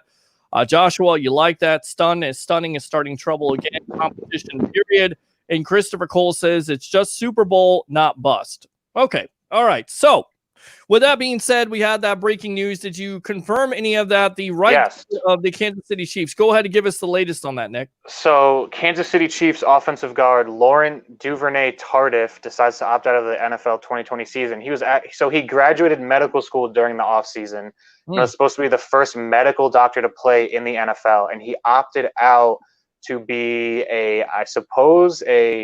I don't know what the correct term is, an orderly, I guess it's technically called, in a Canadian hospital to help fight COVID-19. So that's actually a pretty honorable opt-out, I would say. I mean, I wouldn't judge any opt-out, but that's a pretty interesting story. Yeah, definitely. Let's read these comments from Roger Goodell. I read them before. The NFL clubs and the NFL Players Association approved on agreement that broadly resolves all outstanding issues to the opening of training camps and the start of the 2020 season. So now training camps will begin as scheduled. The 29-3 vote. There's going to be 20 days of ramp up, 14 padded practices. 2021 with free agency may be impacted. How so? So I don't know. There's still a lot that doesn't really make sense with the rules that they were talking about. So even if you go and look at kind of the stipends, where you could, so if you're a player that's deemed high risk, you can opt out for $350,000. If you're what they call voluntary opt out, right, you'll still get $150,000 stipend. But they don't say how the current salary will hit the books for that team. If Donovan Smith opts out, is the team still going to be due $10 million? There's still so many questions that aren't really answered to the fans. Maybe inside, NFL headquarters are answered, but the only way that free agency would be affected is if there's a ton of opt-outs and all these contracts have to get pushed, and then maybe the free agency pool isn't as deep if they have to push the season back. Wow. But if everything goes kind of as planned, I think free agency and the draft will be fine. The only way the draft will be affected is obviously if college football doesn't play, then you've got a real problem on your hands. But I think free agency should be fine. Yeah, what they're saying is if the two sides hadn't been able to come to an agreement, and this is according to Pro Football Talk, all revenue lost this season would have hit the salary cap next season, which could have resulted in the salary cap falling all the way down to $130 million. Now with this agreement, it's $175, and it's going to roll over for 2022, 2023, and 2024. And like I said, 32 NFL Player Association representatives had to vote on it. They voted on it for 29-3. Also, it's going to be a pay-as-you-play approach. Chris Mortensen of ESPN said that the labor deal will create a fund that will compensate players for any benefits lost due to the pandemic or any guaranteed money lost if games are canceled in 2020. Fully guaranteed will be getting their money. That's what it basically means. On top of that, Ben Violin of the Boston Globe says they have until August 3rd to opt out. So now the NFL has pushed it from August 1st to August 3rd. Could you see them pushing it even more, or after this agreement, it's going to be just August 3rd? I think it's pretty set in stone where it's not the August 3rd isn't the set date. It's when this contract is signed or this alteration to the CBA is signed. The players have 7 days to opt out. So if they sign Monday, then I believe it would be the August 3rd. But if they don't sign till Tuesday, then they get till next Tuesday. It's just when it's actually signed. Mm-hmm. But going back to the salary cap, the $175 million doesn't seem as bad. But I mean, that's $20 million. That's $23 million, $22 million less than it was this year. Sure. That's going to have huge effects on every NFL team, but especially the Buccaneers, who are looking to extend Chris Godwin, Shaq Barrett to a long-term deal. Levante David needs an extension. Yeah. It's not going to be easy to sign all of these guys, and someone's going to have to take a pay cut. That's just the way it is. These salaries are going to go down for every position. And you look at maybe not quarterback. You look at Aaron Rodgers, a Matt Stafford, a Ben Roethlisberger, a Matt Ryan, a Drew Brees. I mean, they all of them have high cap charges. So you kind of wonder now with that cap being up to 175, if some of those teams can keep their quarterbacks or not. We shall see. Jeremy Fowler says of ESPN, NFL players that are in high risk can earn $350,000 an occurred NFL season. If they choose to opt out of the 2020 season, players without risk can earn $150,000 for an opt-out. Now, this is the interesting thing. We'll get back to those ranges in a moment. Fowler also reports this. Many players asked a lot of questions related to opt-outs on union conference calls and quoted a source as saying a lot of guys don't want to play. Guys that have been very vocal on this with this article have been DeMarcus Lawrence and, of course, Donovan Smith. Is that surprising to you that there's a lot of guys that don't necessarily want to play? I mean, they're taking it very seriously here. Do you think there's an opportunity, even with this agreement, that we could have more players opt out than we originally thought? I mean, what do they mean by a lot of players don't want to play? Do they mean a lot of star players don't want to play? A lot of, third stringer, fourth stringers don't want to play. I mean, we saw kind of the NFLPA's movement where players posted the hashtag "We want to play," and there was a lot of star players posting that. So, Nick, who's more likely to opt out? I guess the question would be: would it be the superstars or would it be superstar? The superstar, no doubt. They have money. That's why. Right. So have guaranteed money. But what is a lot? That can mean anything. They say a lot, and he says 2 players. That's not a lot to me. Well, I mean, it's pretty subjective. A lot could be a majority or half of them. Oh, I don't know, but I would be shocked if a majority opted out. I would be very shocked if a majority of players opted out. And was this comment made before the agreement was made? Because that makes that makes a huge difference. If now go back and ask the players, now that they've got what they asked for, now what is their response? So, well, this was before the report was before the agreement, but I still feel like, and what do you guys think? 727-255-0391 and 727-255-0391. Are you surprised by this report from Jeremy Fowler of ESPN? And again, this was before the agreement, but still, it kind of gives you, something to think about here. Many players asked a lot of questions related to opt-outs on union conference calls and quoted a source as saying a lot of guys don't want to play. So do you think that there could be a majority of players or half of the players? Think of it this way, Peter. Mm-hmm. You have a guy, I'll just throw someone out on the depth chart. Right. Well, I won't say anyone's names just for that sake, but you have a guy who's, undrafted free agent. He's basically the 79th player on the roster, probably not going to make the team. He only gets paid for the weeks that he's actually on the team. So let's say this player is deemed high risk, or even if he's not, do you just opt out and say, I'm just going to collect my $150,000, my $350,000 because I'm probably not going to make the team anyways. I'm probably only going to see a tiny fraction of my $600,000 salary that I signed. Now all of this is guaranteed. I'll just opt out and take it all guaranteed. I mean, I'll tell you what, possibility too. Let's go out to our phone lines. Let's go out to Curtis from Newport Richie. What do you think of this situation? You're on the Sports Web, yours truly, along with Nick Citro, our analyst here on Bucks Report. I think that a lot. What is a lot to you? Is a lot the majority? Is a lot half? Is a lot? I think it's about a third. I'm gonna say about a third. Wow. I'm gonna say about a third, and I'm gonna say this. A lot of people, are scared for their family.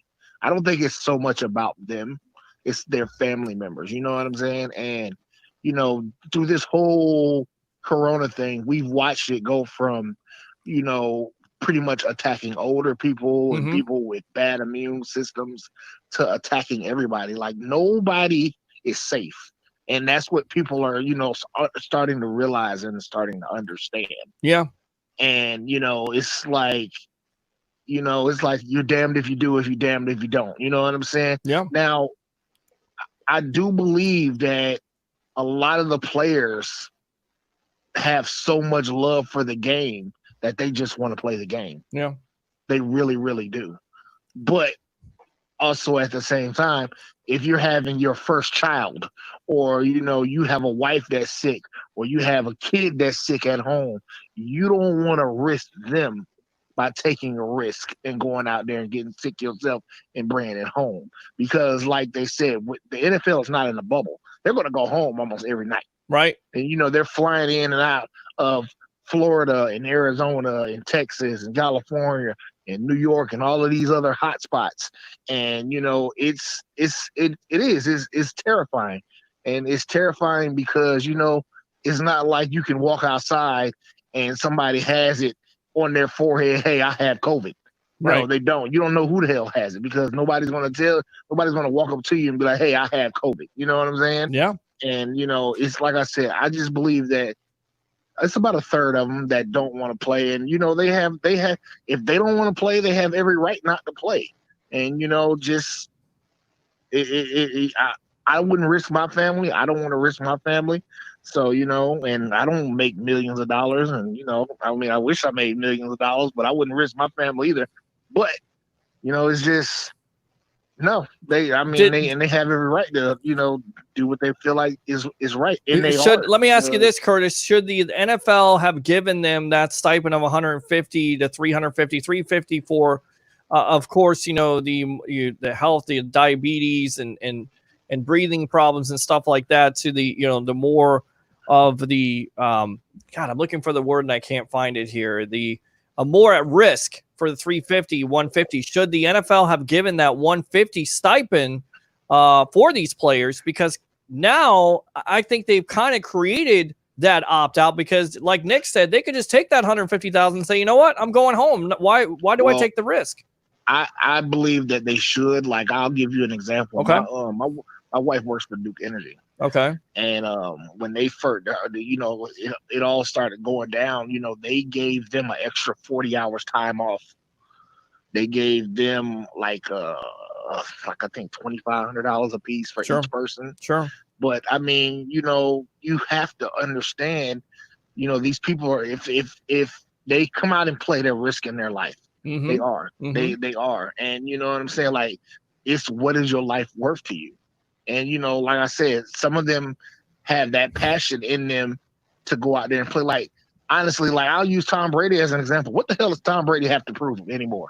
He has nothing to prove. Well, he does. And I tell you what he has to prove. He has to prove he can do it without Bill Belichick. And that's the reason why he came to Tampa in the first place. As far as like money and anything else, sure, he has nothing else to prove. No, he doesn't have anything else to prove. And the thing about Tom Brady is Tom Brady is a competitor. Right. He's not going to opt out. He'll never opt out. I mean, he showed that the other day when he got out of the car and didn't have a mask on. He put on a mask when he went into the building, but he's a guy that's going to continue to try to thrive and try to produce and be productive and win a Super Bowl down here in Tampa. He didn't come here to go to the playoffs. And you have like, you have those players that are going to be like, hey, I'm not going to risk it. Right. And then you have those players that are going to be like, okay, I'm going out here to play because not only do I love the game, but, I have to feed my family. Yeah. I have to do it. And this is their way of feeding their family. This is the lifestyle that they chose. And this is the only way they know how to make their money. So, yeah, I mean, it's a good point. And it'll definitely be a story. I mean, August 3rd. How many days is August 3rd away, Nick? Let's 2 weeks, less than a week, or a week and a few days. Week and a few days. So we'll see how many players opt out. But already a guard for the Kansas City Chiefs has opted out, and you kind of wonder if there's going to be any superstars that are going to opt out, because once again, they already have their money and they already have the guaranteed money. I would see players that don't necessarily have the guaranteed money to try to fight it out and go through it, but who knows? The one thing I want to say about it is I was watching ESPN today and they were trying to compare it to baseball. You can't compare NFL to baseball. No, because those guys, they barely are. I mean, they're close to each other, but when they're playing the outfield and the infield, they're all at least 6 feet apart all the time anyway. Sure. Yeah, and they're making it work. They're definitely making it work. Wide receivers are covered by cornerbacks. Defensive linemen on top of offensive linemen. Quarterbacks are going to be getting hit by defensive ends and cornerback safeties, and they're going to be constantly touching each other. Yeah, I mean that is the biggest question going into 2020 is how can a full contact sport do everything you need to do to adhere to all the social distancing protocols with COVID. They need to make helmets with the Bane mask on it. I mean, one thing that the MLB can learn, or the NFL can learn from the MLB, is traveling protocol, because the MLB's, they're playing, up and down kind of their geographic location, but they're not in a bubble. So the NFL, the MLB is the first team to not play in a bubble. And I think the NFL can learn, kind of what to do with their own protocol based on that. But you're right. I mean, the NFL, your job is to stay as close as possible to the other guy, at least for, defensive players. So yeah, absolutely. We'll see. But see, like, what people don't realize is even for like some of the coaches and stuff, all the coaches, they don't have to be in harm's way. They could be up in the booth. Yeah. How many times do you watch NFL games where some of the coaches, the defensive coordinators and stuff are in the booth? I remember when Sean Payton broke his leg against the Bucks. He coached for like the next month and a half in the booth. Yeah, you kind of wonder if Bruce Arians, because of his age and also the complications of him being a high risk candidate with surviving cancer 3 times, and you kind of wonder if he's going to be in the booth. You kind of wonder if the Bucs are going to do something. What's the effect of it? What is the effect of a Tom Moore? I think Bruce Arians is too much of a hard ass. Oh yeah, well he said he definitely is. He's not going to go sit in the booth unless he's told to. He said it last year, Curtis, that he will die for what he loves to do on the field. Yeah. It doesn't matter to him. Absolutely. Gotta love it, but hopefully it's not a concern, but it's definitely going to be one of those stories that you're definitely going to have to watch. Anything else, Curtis? I mean, it's sad to say, but the safest player on all the NFL teams this year is going to be the punter and the kicker. Those are the safest players in the league this year. Nothing is safe at this point. It's 2020. We haven't figured that out yet. You're absolutely right. But nothing is safe. If you touch the punter, you're in trouble. Yes, I agree. I agree. Good stuff, Curtis. Thanks a lot for calling the Evolution. All right. All right, brother. All right, man. Good stuff. There you go. Open phone line 727-255-0391. It's 727-255-0391. It's the Sports Web. I'm your host, Peter Blake, Pro Football Edition, along with Mr. Nick Citro, our analyst here for Bucs Report. Let's get on the big board from Canada here, Mr. Andrew Fulbert. Welcome to the Evolution, my friend. How you doing? Not too bad, gentlemen. How the heck have you been? I'm doing great, buddy. I'm doing great. We've been talking about. Can you hear me? I can hear you. Yeah, you're good. You're absolutely good. Can you hear him, Nick? Perfect. A little bit delayed, but I can hear him. A little bit delayed. Okay, so we're talking about this deal now being approved by the NFL Players Association, 29-3. It's amended the CBA. It's put out some things with stipends and now an opt-out until August 3rd.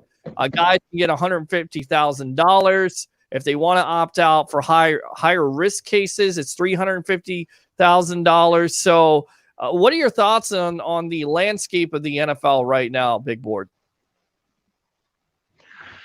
I mean, it's a lot better than what we thought it would have been or could have been 2 weeks ago. I mean, 2 weeks ago was looking a little bit more glim than what it is right now, personally.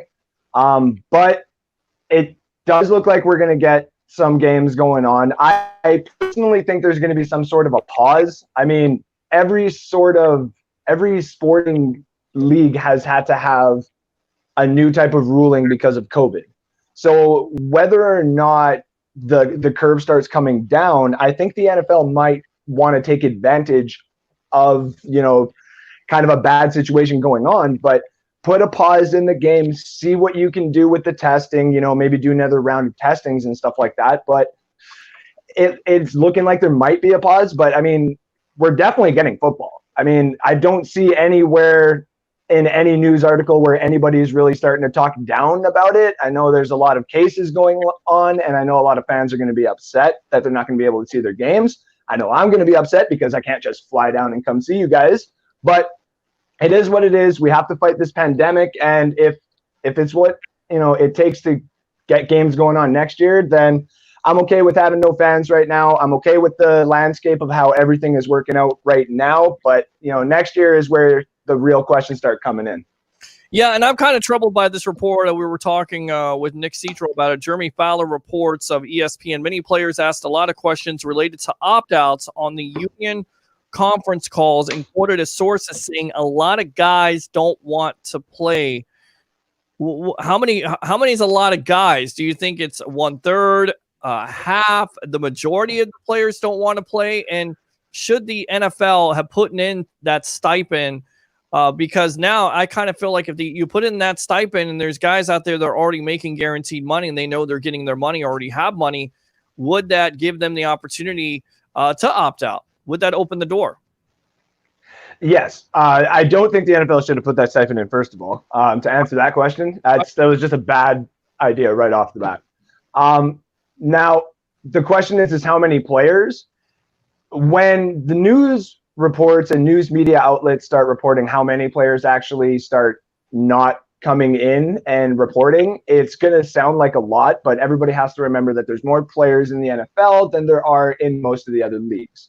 So with that being said, I do think it's still going to be around 1/3 to maybe 1/4. And I think it's going to be some of the lower end guys, as bad as it is to say. Some of those guys, as Johnny Dean has said before, some of the contracts look like some of these players are getting millions of dollars. Mm-hmm. On the backside of things, some of these low guys, who are on $2, $3, $4 million contracts are only getting, a couple $100,000. So if they can opt out and still get 350, 150, it makes sense for them technically for the safety not only of themselves, the family, and the people around them, because they can kind of mask it and front it, I guess you would say. It's kind of bad, but when the NFL puts it out there for the media to kind of see it the way that it is right now, then we have to interpret it the way that it is. So, all right, this from Chris Tomlinson of the Pioneer Press. Adam Thielen says, I know that if I was going through this offseason as a rookie, I wouldn't be in the NFL. There's no chance. So that part is difficult for undrafted free agents. But at some time, it's a unique situation that nobody could have anticipated. Guys, does he have a point? I mean, undrafted, we've talked to these guys here on the Sports Web. Is this the downside of all this, Nick? Yeah, we talked about it yesterday with Thomas Davis, I think it was, with the Broncos, where he may never have been a Hall of Fame running back without, if he had existed in the COVID-19 offseason. And Adam Thielen makes a good point. I mean, to be fair, these guys are a dime a dozen. I mean, you don't often find superstar players that are undrafted free agents, but it happens almost every year where one guy comes out. I mean, Cam Brate was pulled off of a practice squad. I think Adam Humphries was an undrafted free agent. Tanner Hudson was kind of the hero last year who, he didn't really have a great regular season, but he really showed out throughout the preseason. And they're just not going to have the opportunity to really showcase as much. You're still going to get certain things done in practice, but you're not going to get the preseason film. You're probably not going to get as much 11-on-11 film with, pads not coming on until the 20th day of training camp, and that's, already through mid-August. So, we'll see, but it's going to be a really tough uphill battle for all the undrafted free agents, no doubt. Big Board, what do you say? Agree with Citro and agree with everybody else. I mean, every single camp is going to have this issue, no matter what organization you really are. I mean, a lot of people have pointed to the New England Patriots, have been like, they can pick and pull anybody really out of there. But, even these undrafted free agents are not getting the time. They're not getting the field. They're not getting to show off the personality. I mean, that's the other thing that people forget. We talked about one guy who was on Hard Knocks for the Buccaneers in our group chat before, in Riley Below. We know him because of his personality. People still love him in Tampa, and heck, I think he'd be open or welcomed with open arms here on a practice squad. But the problem is we don't have that opportunity this year, and we don't know what's going to happen next year. So for a lot of these undrafted free agents, especially, in my opinion, Reed Sinnett, he could have had the greatest opportunity, same with, Brian Griffin, to go and sit behind Brady and learn off of the greatest of all time for 2 years and get some pointers so that, he could become, say, trade bait if he's not a starter, or he can take his talent that he learns and become a coach later on. There's endless possibilities, as Nick has pointed out too, where there's star capability with some of these undrafted free agents. You just have to utilize them. And this year we're sadly not going to be able to. Yeah, I mean, I think that's the biggest impact of this, guys, is the fact of, all the missed reps, all the missed time off the field. It kind of takes away from the evaluation process of unsigned free agents and rookies, and it definitely hinders the progress of those rookies. And you're kind of worried about, like a Clyde Edwards-Helaire for the Chiefs. I know, Nick, you were big time high on him. Do you still feel that high on him with all the missed reps? Do you feel like he'll still make that type of impact with the Chiefs, or is he hurt by the fact of all that missed time? Before I answer your question, I meant to say Terrell Davis, not Thomas Davis, first of all, who technically was a 6th-round pick from the Broncos, but still, low draft pick, undrafted free agent. I think running back specifically is probably the easiest position to integrate into the NFL, so I'm not really worried about him. Positions that are a lot more difficult, like cornerbacks, especially difficult. I think middle linebacker can be difficult. Safety, obviously, quarterback, one of the most difficult positions to play. So running back, not so much. Clyde Edwards-Helaire has all the talent in the world. He's on an elite offense. I think he'll be fine. But, you know, the guys that are undrafted 6th, 7th round picks that are kind of thrown in with, you know, the third string team that goes in training camp, those are the guys that you worry about because they're not going to have any live reps whatsoever this year. And that's going to hurt them a lot. And a guy that I'm kind of concerned about here locally would be Tyler Johnson. He's a 5th round pick. You see Scotty Miller out there on some workouts. You don't see Johnson as much. You know, much has been made about Johnson and the kind of impact he can make here, big board, on this team. But now I almost feel like the impact won't be as much because, once again, that missed time is big. It is huge. I mean, we talked about this a couple of months ago before Tyler Johnson even got here. We were talking about it in the draft before Tyler Johnson got here. What the impacts of having Scotty Miller and Justin Watson were going to be when we have Tom Brady coming in. Now, they both have had time. I mean, we knew what Scotty Miller was going to be. We laughed about it on one of these shows because, you know, Tom Brady's got his Edelman, his Amendola, his, you know, everything that he's wanted in that slot receiving role. The problem is yes, Tyler Johnson hasn't been there.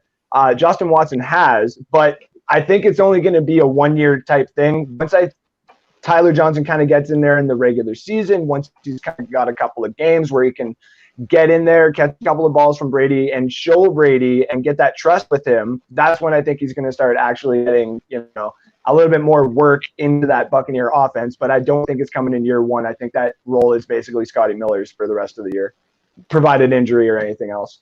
Yeah. Go ahead. You can even think of it this way.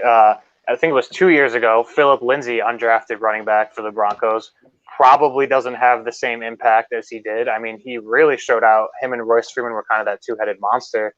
You could even go back later than that. Think of Tony Romo getting injured in the preseason. Yep. Does Dak Prescott become Dak Prescott in a COVID-19 season? It's going to change a lot, and we'll never know what that difference is, but it's going to be a drastic difference for these players.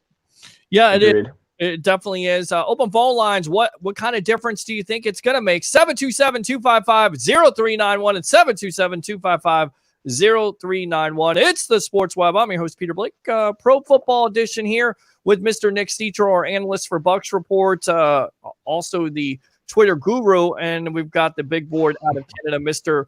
Andrew Fulbear. Really quick, I know you're a hockey guy. We'll talk just a little hockey here. What do you think about that new nickname, Seattle Kraken? You liking it? Oh, yeah. So I personally, for me, if they named it anything like the Sockeyes or, you know, like the Humpbacks or anything like that, I would have been a little irritated with that. Kraken, I've known for a couple of months here. I dropped it actually on North Sports a couple of weeks ago that the name was going to be Kraken. The logo is different. And that's what I got told as well. And that's what a few people were being told around the league, is that the colors were not going to be what we were used to. The logo wasn't going to be what we were used to. And I sat up for 48 hours, you know, obviously sleeping, but I got up, waited, finally got that reveal. And honestly, it may look a little bit cartoony. If you look at the logo, it's kind of got that Seattle Dragons XFL kind of look to it as well. But wait till it hits the ice. Everyone laughed at the Golden Knights and their jerseys and their color schemes. But when it hit the ice and it was playing against the Capitals in the finals that one year, it was a nice looking jersey. So when Seattle actually gets a team behind them, they got the color scheme, they got the arena. I mean, it's perfect. It really represents Seattle. The only thing that I've heard that's going to suck is Seattle doesn't get behind their team when they start doing bad.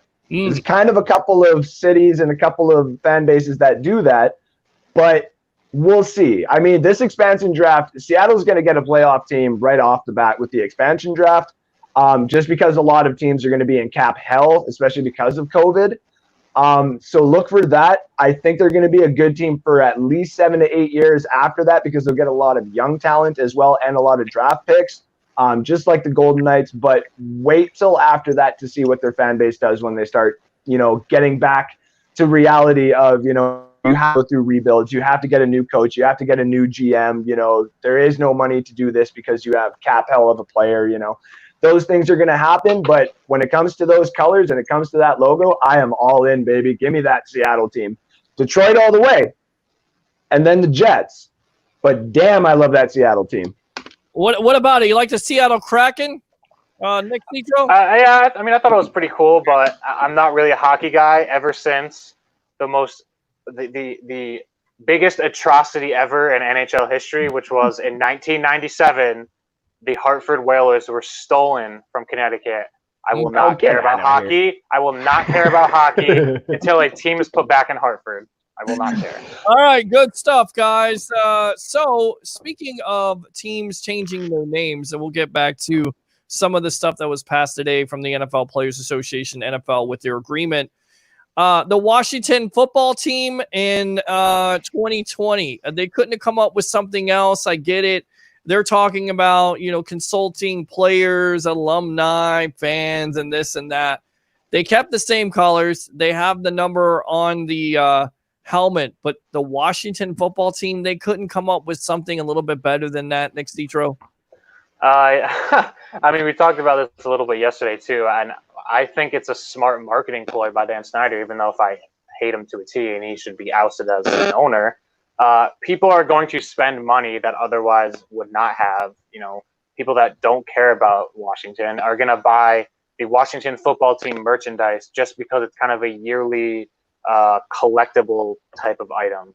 And, I kind of get the idea of spending a long time to rebrand your team. You want to go through iterations of logos, iterations of jerseys, talk about, different team names, what the logo is going to look like. You're going to have different kind of copies of them.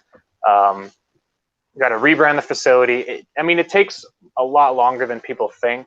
And it certainly wasn't going to happen in the 2020 season. There's no way they were going to rebrand this team and have, helmets and jerseys ready for kickoff. So I don't think that was going to happen. But the Washington football team is definitely a little bit of a troll on Dan Snyder's, part. Yeah. I think he could have said, okay, we'll keep the team as it is, but we're absolutely in the process of changing it for 2021. We'll have a new team by then. He could have just done that and it would have been fine instead of absolutely trolling everybody. Andrew, how do you feel about this whole Washington situation? Big board there from Canada. I mean, not only the widespread sexual harassment allegations, but also now you're changing the name because it's been offensive for so many years because of all the sponsors pulling out. So do you first and foremost feel like NFL owners should try to get Daniel Snyder out of there? And do you like the Washington football team in 2020? Boo-hoo, Dan Snyder. You've had so many opportunities to change the name, and yet you stood on your high horse with your billions of dollars, and you're like, I don't have to do anything. There's a history and this, that, and everything. And then guess what? Just like a gamble, something happened where not only was there a movement, there was a pandemic. Mm-hmm. So not only you could go and change your name and you got to take the name away, but now all of a sudden you might lose the team. So now someone else might come in and change the name to whatever the heck they want. So you might lose your team and they're going to change the name anyway. So you got lost on both parts of that, which I think is absolutely hilarious. Now, here's where I think something gets kind of interesting. They love Dwayne Haskins, and Dwayne Haskins has shown, whoa, I hit the wrong button on this chair. Let's see if I can get this right here. All right. So they hit Dwayne Haskins isn't bad. But let's say the rest of the talent around Washington isn't there just yet. And because you got a new head coach, because you got, not that great of an O-line on Washington, but fair. We have the COVID, we have no training camp, we have training camp, but not, the training camp that we're used to. We don't have that much time. So what happens if Washington goes 2-14, 3-13, and they miss out? Now all of a sudden, You have the chance at, say, a Trevor Lawrence or a Justin Fields, or what's the other kid's name that I'm starting to learn about here? The Jay Newman. What if you have all of a sudden a chance to go for a new quarterback that you can all of a sudden rebrand with a brand new logo and a brand, maybe not a color scheme, but a brand new logo, a brand new, actual scheme with the colors, like this whole new jersey, this brand new unveiling, this whole new thing with Ron Rivera. I mean, if you're going to have anybody to have, say, a first or second overall pick and start a quarterback for 5 years, is Ron Rivera not one of the best options to have? So Washington's in this kind of weird position where they could take this really big negative that they've been through and turn it into the biggest positive that could possibly happen for an NFL team. So look to see it happen there, but who cares, Dan Snyder? Because boo-hoo to you. Well, I think they kind of dropped the ball there, Andrew, because now they're calling the Washington football team. They couldn't just take a name and kind of brand it. I don't understand. And is this the biggest black eye in your opinion here, Big Board? I mean, the NFL has had a lot of black guys, but is this one of the biggest black eyes the NFL has ever seen? One of them. I mean, Nick brought up the Bounty Gate earlier. There's been a couple, just with the Kaepernick thing. Back in the day, just with the original acceptance of race in the public's eye and on television and stuff like that. This is definitely up there. And the NFL honestly should have came in and been like, okay, we need a name. But I bet you, honestly, to be completely honest, I bet you Dan Snyder had 2 alternative names and, like a paint scheme and a jersey scheme and all that kind of stuff. But I bet you any money that random person who trademarked a couple of those names probably got the 2 and probably had one of them beforehand. Who knows? It's really hard, like Citro said as well, to just rebrand and put it out there and say, this is it. And, you have to accept it when there's already been a fan base accepting a logo and accepting a color scheme. You can't just necessarily shove, say, green and yellow down their throat and say, you're the Washington Yellow Wolves. You can't do something like that to them. You have to keep the fan base happy while also possibly bringing in new fans. So it's going to be hard for Dan Snyder. It's definitely going to be hard for the NFL, just especially with everything else going on with the pandemic. This is just, more rotten cherries being tossed at the top of the cake. So, yeah, I mean, that's a good point. It's definitely a good point here, Nick. And they keep the colors. They put the numbers on the helmet.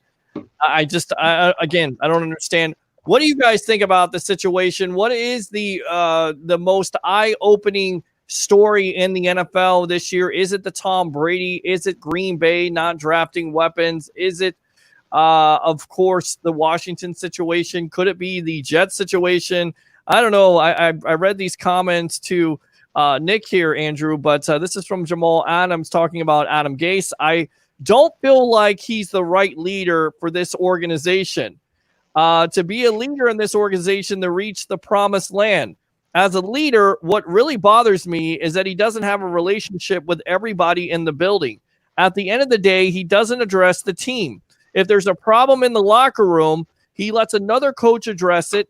And if we were playing crap, you all right? I don't know what happened. Oh, yeah, I'm good. What happened over there? We're losing. I think you need a new chair. I think you do too. He doesn't address the entire team as a group at halftime. He'll walk out of the locker room and let another coach handle it. Jamal Adams, and then he had some comments about Woody Johnson. So is Adams going to be on this team? And what do you think about these comments, Big Board? The Jets have Sam Darnold. Yeah. Sam Darnold could have arguably been skill-wise put on the right team. Another poor man's Andrew Luck. Completely honest. Could he have gone to the Browns and been successful, more successful than Baker Mayfield, in your opinion? With the right coaching scheme, when it all came down to everything in that draft, I mean, if he had gone to the Giants when Pat Shermer was there, I think he would have flourished pretty well. But I think they wanted Daniel Jones already at that point. I mean, here's the thing. to go back to the NHL for a second, the NHL dealt with a culture change with head coaches and GMs, where they got Mike Babcock, the F, out of town in Detroit and out of Toronto because he's a dick, sorry to say. There's those type of a-holes and that type of a-hole culture where you just yell at these people and you think that intimidation is going to eventually get the best out of them.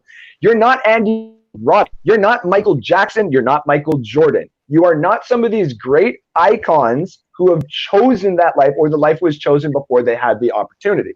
Digressing on that, Adam Gase is not going to succeed in New York because he's in New York. You are dealing with the Jets organization. This is a proud franchise who is going to sell home games no matter what because it's in New York. And you have Sam Darnold. You have promise all across the board, but you're going to be out of there, dude. I mean, I was going to tell Citro this eventually, but I finally got my, full season predictions for what this 2020-2021 season is going to be.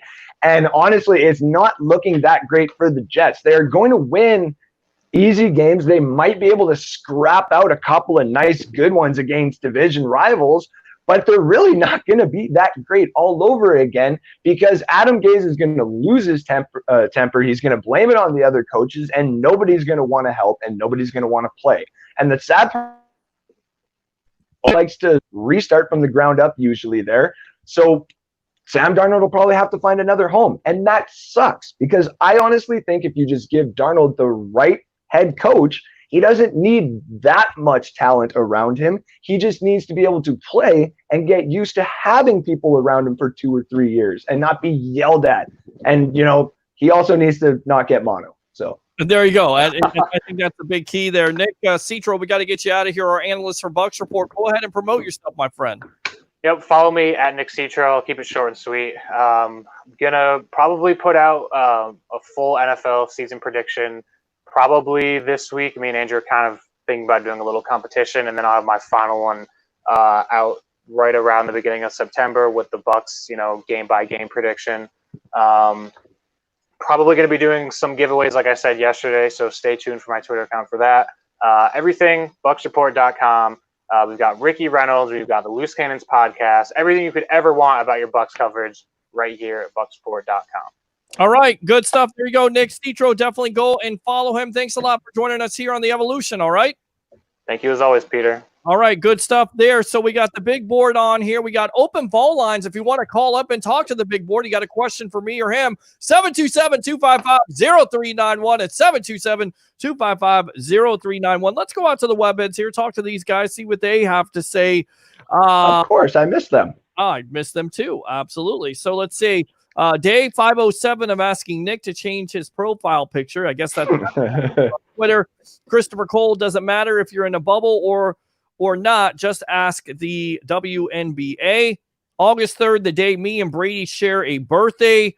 Of course, 10 days or so, which is the new opt-out date. Instead of August 1st, it's August 3rd now. Same here, Murray Frost, Anyone in football who has a family and understands the true severity of the virus will want to opt out. Sadly, all these players just don't have a choice.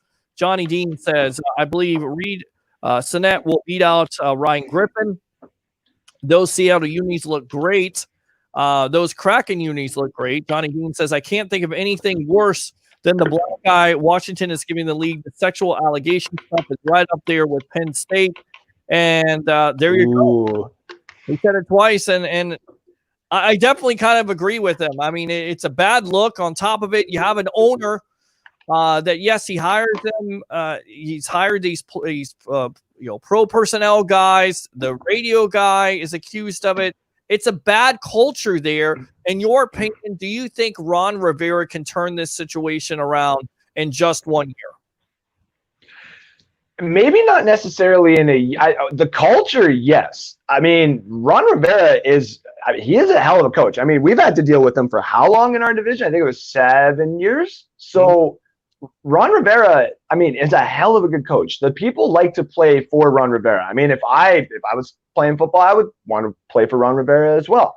Now, the thing is, with the Washington team, the one thing I want viewers to know here, to say how bad this really got, is allegedly, of course, this is all alleged, but there was an old player that was having, sexual relations with a lady who was working at the Washington team, and who was also alleged to be having the same type of relations with Jay Gruden, who was the head coach at the time. Correct. And when that happened and he found out, he pulled that player off, and that same game, or the next game, basically the replacement, who did not know their job at all for a hole in the ground, missed their block, and that is how you got Alex Smith to basically destroy his leg on the same hash mark on the same side of the field as Joe Theismann. Yep. You can't make that stuff up here, guys. I mean, 3 years ago, Jay Gruden got caught. 3 or 4 years ago, Jay Gruden got caught as well, being caught with a stripper, and it just did not look good for him. And I look kind of dumb because I sat here saying that Jacksonville is not going to be a good team this year. We all kind of know that. And he would have been the perfect replacement to get a new quarterback and start the new culture there, because he's known that, and he's a Gruden.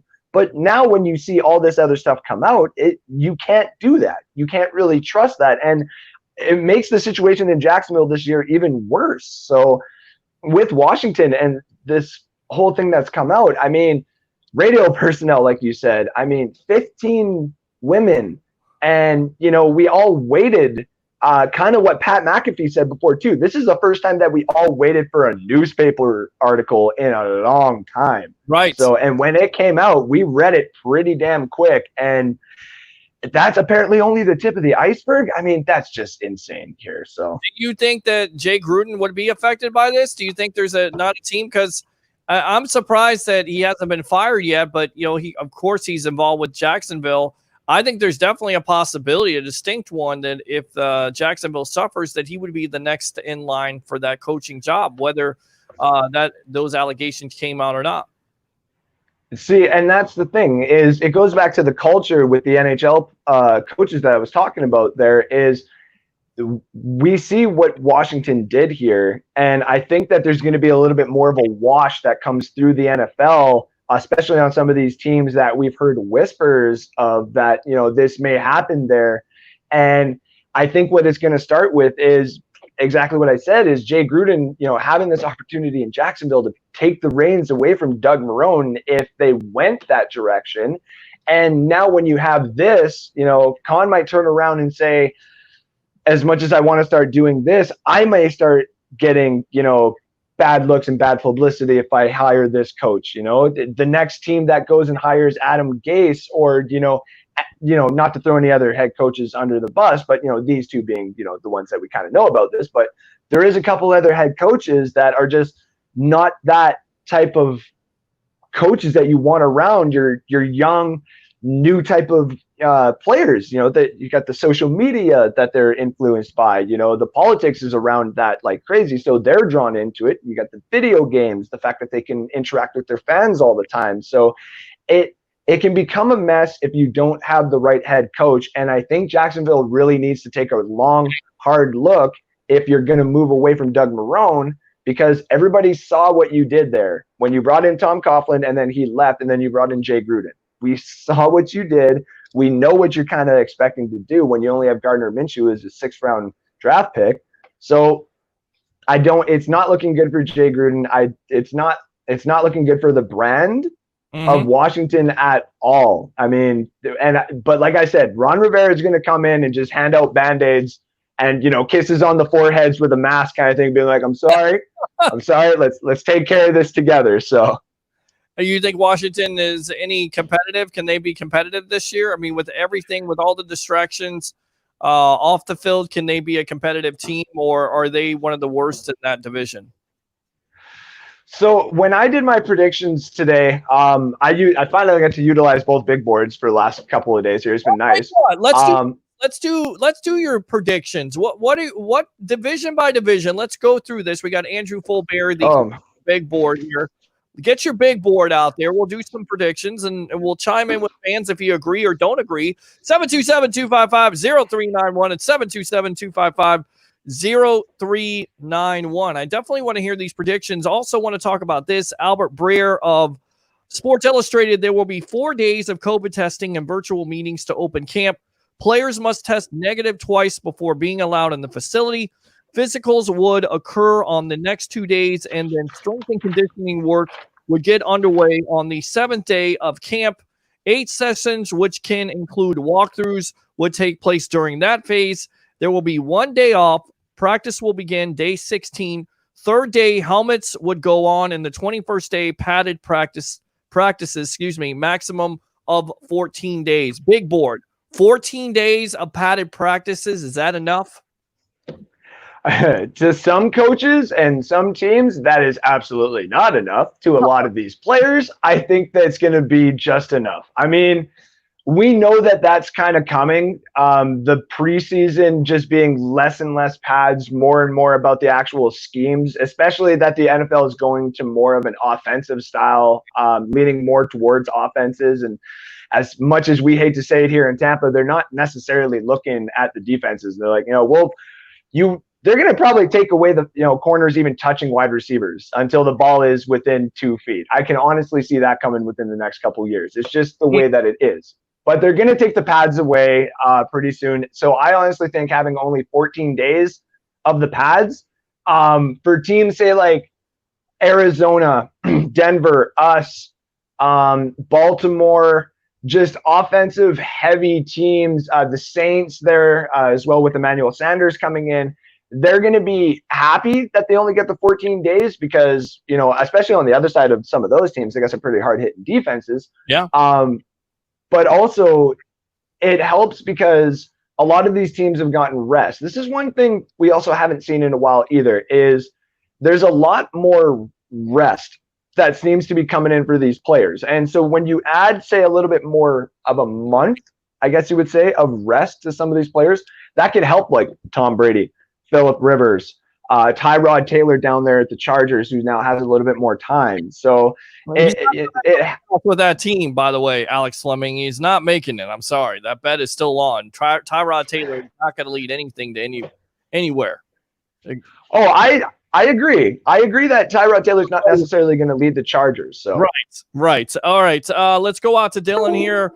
So important that they landed Rivera with all this off the field drama. They need someone with experience to come in, a proven culture changer. They definitely got that with Ron. Ron's very underrated, and I think he got a bad deal. I get it. The Panthers wanted to go in a different direction, but Ron Rivera has been a very good coach, and he's definitely got the best out of a lot of the players that he's been able to coach.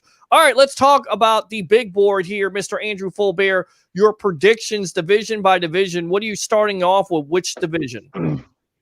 Okay, so my apologies that most of the stuff was on the board. I actually erased it because I didn't know what was going to be on here.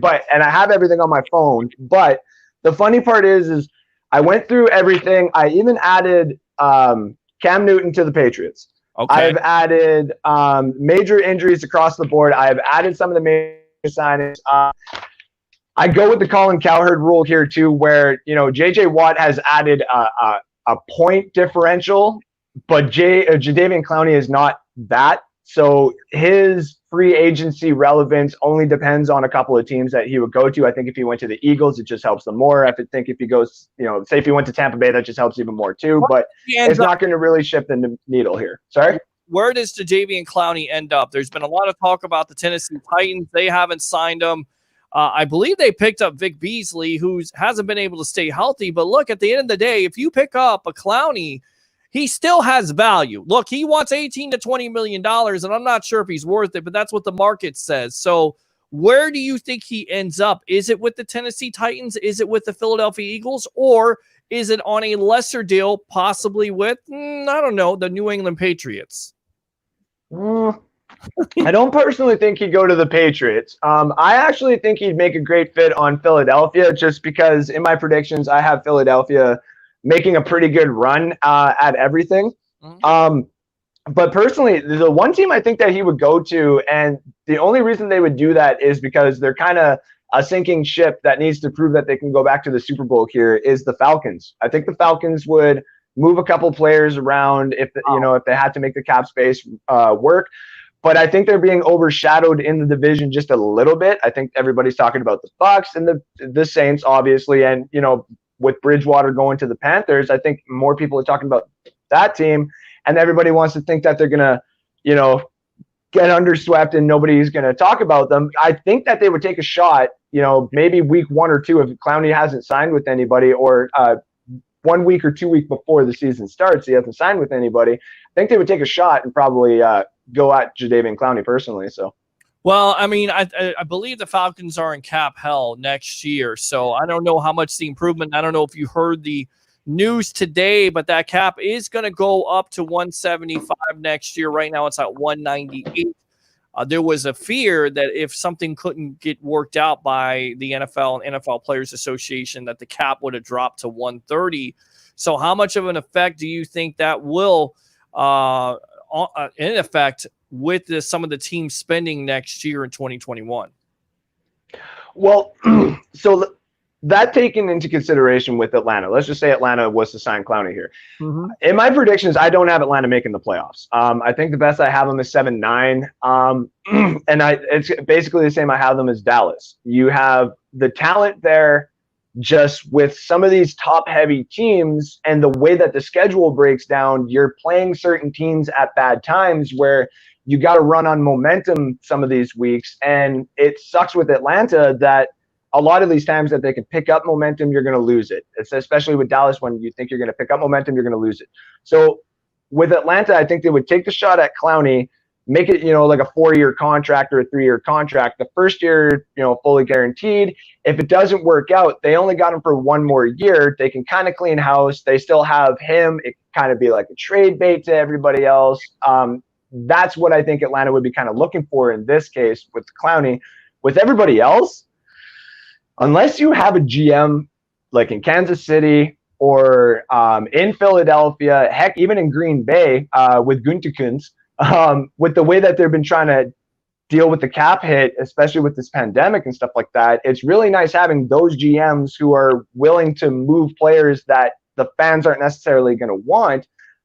Whereas some of these other GMs, which we as Buccaneer fans can't be mad about, having GMs who are trying to bring in as much talent as we can and stick to the cap as best as we can for, say, 2 or 3 years so we can have this run.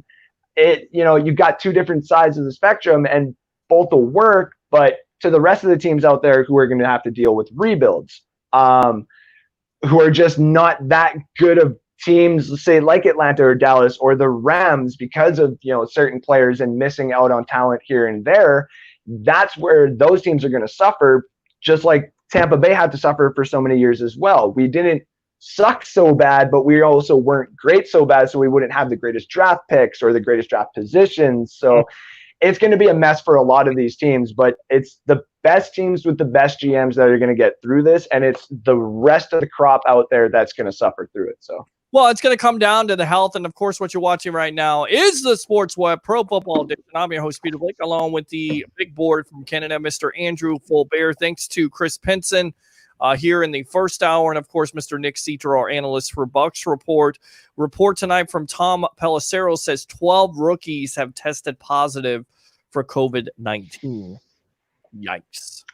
727-255-0391 and 727-255-0391. So not great news, even though it has been somewhat of a positive day, but I'm still bothered by the Jeremy Fowler report from ESPN, how the majority of players are opting out or thinking about opting out and trying to figure out their options in this case. I'm kind of bothered by that, and I kind of wonder how many players, put a number on this, how many players do you think will opt out by August 3rd?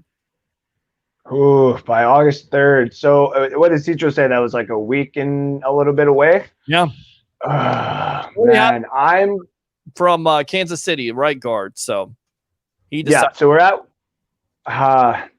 from top to bottom, undrafted free agents to signed contracts, and if we're just talking players, like I said earlier, it's going to sound like a lot, but if you think about it and you break it down compared to the other leagues, I think we're looking at anywhere between 250 to 300 are probably going to opt out. Wow. Maybe say 350. And I only say that because some players on those weird contracts, those $2.2 million dollar contracts, the 1.7s, the 1.8s. Hell, we can go down the Buccaneers roster and look at some of those players, but I'm not going to start throwing that in there. But you start looking at some of these players and what they're making and the dead cap hit that they would take, or the fact that, you know, the team could take no hit at all for letting go, you know, someone who's only worth 1.1 or 970,000, you know, and they could start making up money like that. So maybe some of those players start looking at it that way. Maybe some GMs would be smart and go in there and be like, you know, if this, say, collective of players want to opt out, there is no penalties, obviously, but this is probably financially better for you. Technically, it would kind of sound like a dick coming from a GM, but if he wants to be honest in a pandemic like this, he'd be like, honestly, guys, opt out, take your 150. Maybe if he was like Jim Irsay or, you know, some of the other owners like that, it'd be like, I'll add like another $100,000 just to make sure you guys are all good for a little bit. But that's what I think it's going to come down to, is I think some of these players are going to see it as that guaranteed money that they know they are getting with the new CBA agreement that has been signed as well. And now they got this on top of it. So, and it's not greed. It's not greed whatsoever. It's not anything bad on some of these players, on some of these franchises. But kind of it's bad on some of these franchises if they, you know, go into the locker room and they're like, we're not going to win it this year anyway. So just don't come here, kind of thing. Opt out and make our chances better at the next draft pick or something like that. Which, you know, if you're Jacksonville, who I think is only going 1-15, if you're Detroit, who I think is going to go, you know, 2-14, and I honestly think it's going to be a race between them. I love Stafford to death. I love Stafford and I love what he can bring. And I think if he was a free agent in 2 years and Brady's already got us our Super Bowl, I would take Stafford here for a couple of years. Are you kidding me? Him with Godwin and Evans for a while would be sick. He may be a free agent next year because he's got a large cap hit. We were talking about the quarterbacks. They have Roethlisberger has a large cap hit. Matt Ryan, who you mentioned with the Atlanta Falcons, which is why it would be intriguing for them to sign a Clowney, but they just don't have the money at this point. Of course, Drew Brees. You talked about Stafford. This may be the reason why the Dallas Cowboys didn't re-sign a Dak Prescott, because of that cap and how it's gone down next year. But now it's 175. And Aaron Rodgers is up there. So I could see a Stafford. Let's just say the Cowboys decide to move on from a Prescott. They could go with a Stafford there, local guy, Texas. I mean, to me, it would make sense. I do think the Cowboys want Prescott, but I think they want him at 5 years. He wants 4. I don't know if it's going to come to fruition. So your big board predictions here. What do we got? What do you got so far here? Give me something. You were talking about you think those are the worst teams in the NFL? Not the Bengals. The Bengals wouldn't be one of the worst with Joe Burrow. See, for me, this is where COVID really affects you. It affects new coaches like Judge from the New York Giants. It affects a quarterback like a Joe Burrow and a Tua. Somebody going to a new system. People would say, well, maybe it affects Tom Brady. Well, yeah, he's going to a new system, but 20 years in the league, it's not going to affect him. It's going to affect more so a Joe Burrow, even a Jalen Hurts from Philadelphia, because not getting those reps, right? Oh, excuse me. I agree. To give you a general idea of where I've kind of gone with next season, the first overall pick is going to go to Jacksonville because they're going to get 1-15. I think we kind of saw what Miami was doing with the whole Tua thing. I mean, so many things got kind of changed up at the end of the year. Everybody likes to start winning. But they still ended up getting their guy. I don't think Jacksonville is going to do anything. I think they will do certain things that we have heard the Buccaneers may have done in the past, and we've known other teams to do just in general, that they will take certain players out or they will do certain schemes and certain plays to make sure that they're getting the certain draft pick that they want. Detroit gets number 2. I've got the Jets get the 3rd overall pick. The Giants get the 4th overall pick. And then who the heck did I have at 5? Oh my God. I had Cincinnati. It was Cincinnati with the 6th overall pick. And I can't remember. It was another bad team. I had at the 5th overall pick. I'll probably get it in a second here. But the other funny thing is I had no team, ending the season at 5-11 or whatever it would be. Yeah, 5-11. I had ultimate mess because there's a lot of teams that can start winning big games, but they can't start winning consistently. And there's a lot of teams out there that are going to do that. The Vegas Raiders, the Chargers, the Dolphins. Let me see what else I had. The Bears, the Rams, the Titans. What was some other ones here that I had as well? San Francisco. You know, those teams, I basically had most of those teams missing the playoffs, but they're all 6-10. They're all basically scattered around the boards. Washington was the one I had, it wasn't Washington. It was Carolina. Carolina at number 5. That's who I had. Carolina at number 5. So you think they're going to struggle next year? Carolina's going to struggle? I mean, they got the opportunity too because they also have a new coach. They have a new quarterback, a new system. I mean, they have some nice young pieces. Derek Brown, I really like him out of Auburn. I liked him better than Isaiah Simmons. I really did. A lot of people criticize me for that, but I feel like when you start a football team, you start from the guts of it, and the guts of it are the defensive line, the offensive line. So I feel like Brown is going to be a stud one of these days. Maybe not this year, but eventually he will be a stud for the Carolina Panthers. Yeah, so I have my old chart here too, and I was just trying to go through it, trying to remember. It's not Carolina. I actually have Carolina doing respectively good this year. They're going to be one of those teams that are kind of 6-10. It's a front-heavy offense on there. I mean, they got talent.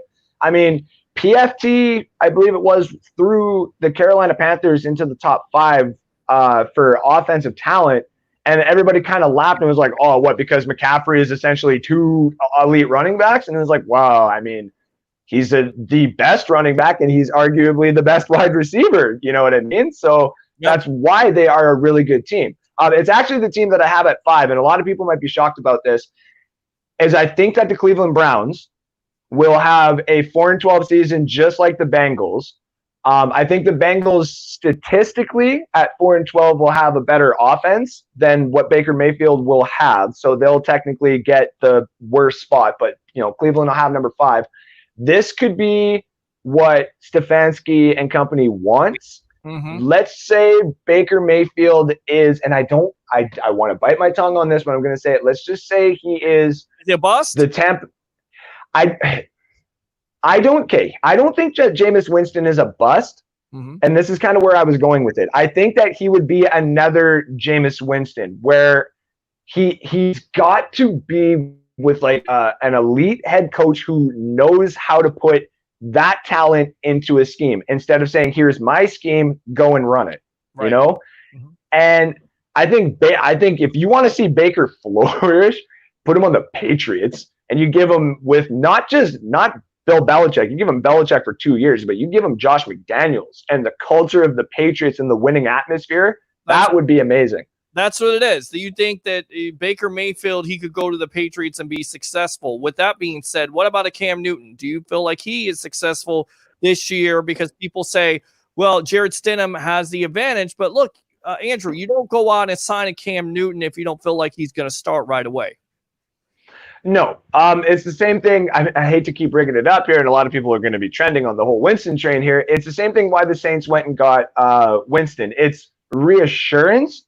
There is the possibility that we've been hearing this whole Drew Brees' arm is not doing that well. And that's the reason why they have, say, the 3 quarterbacks. They were going to go with Taysom Hill, but what happens if Drew Brees goes down or, he has a couple of bad games and they got to bench him?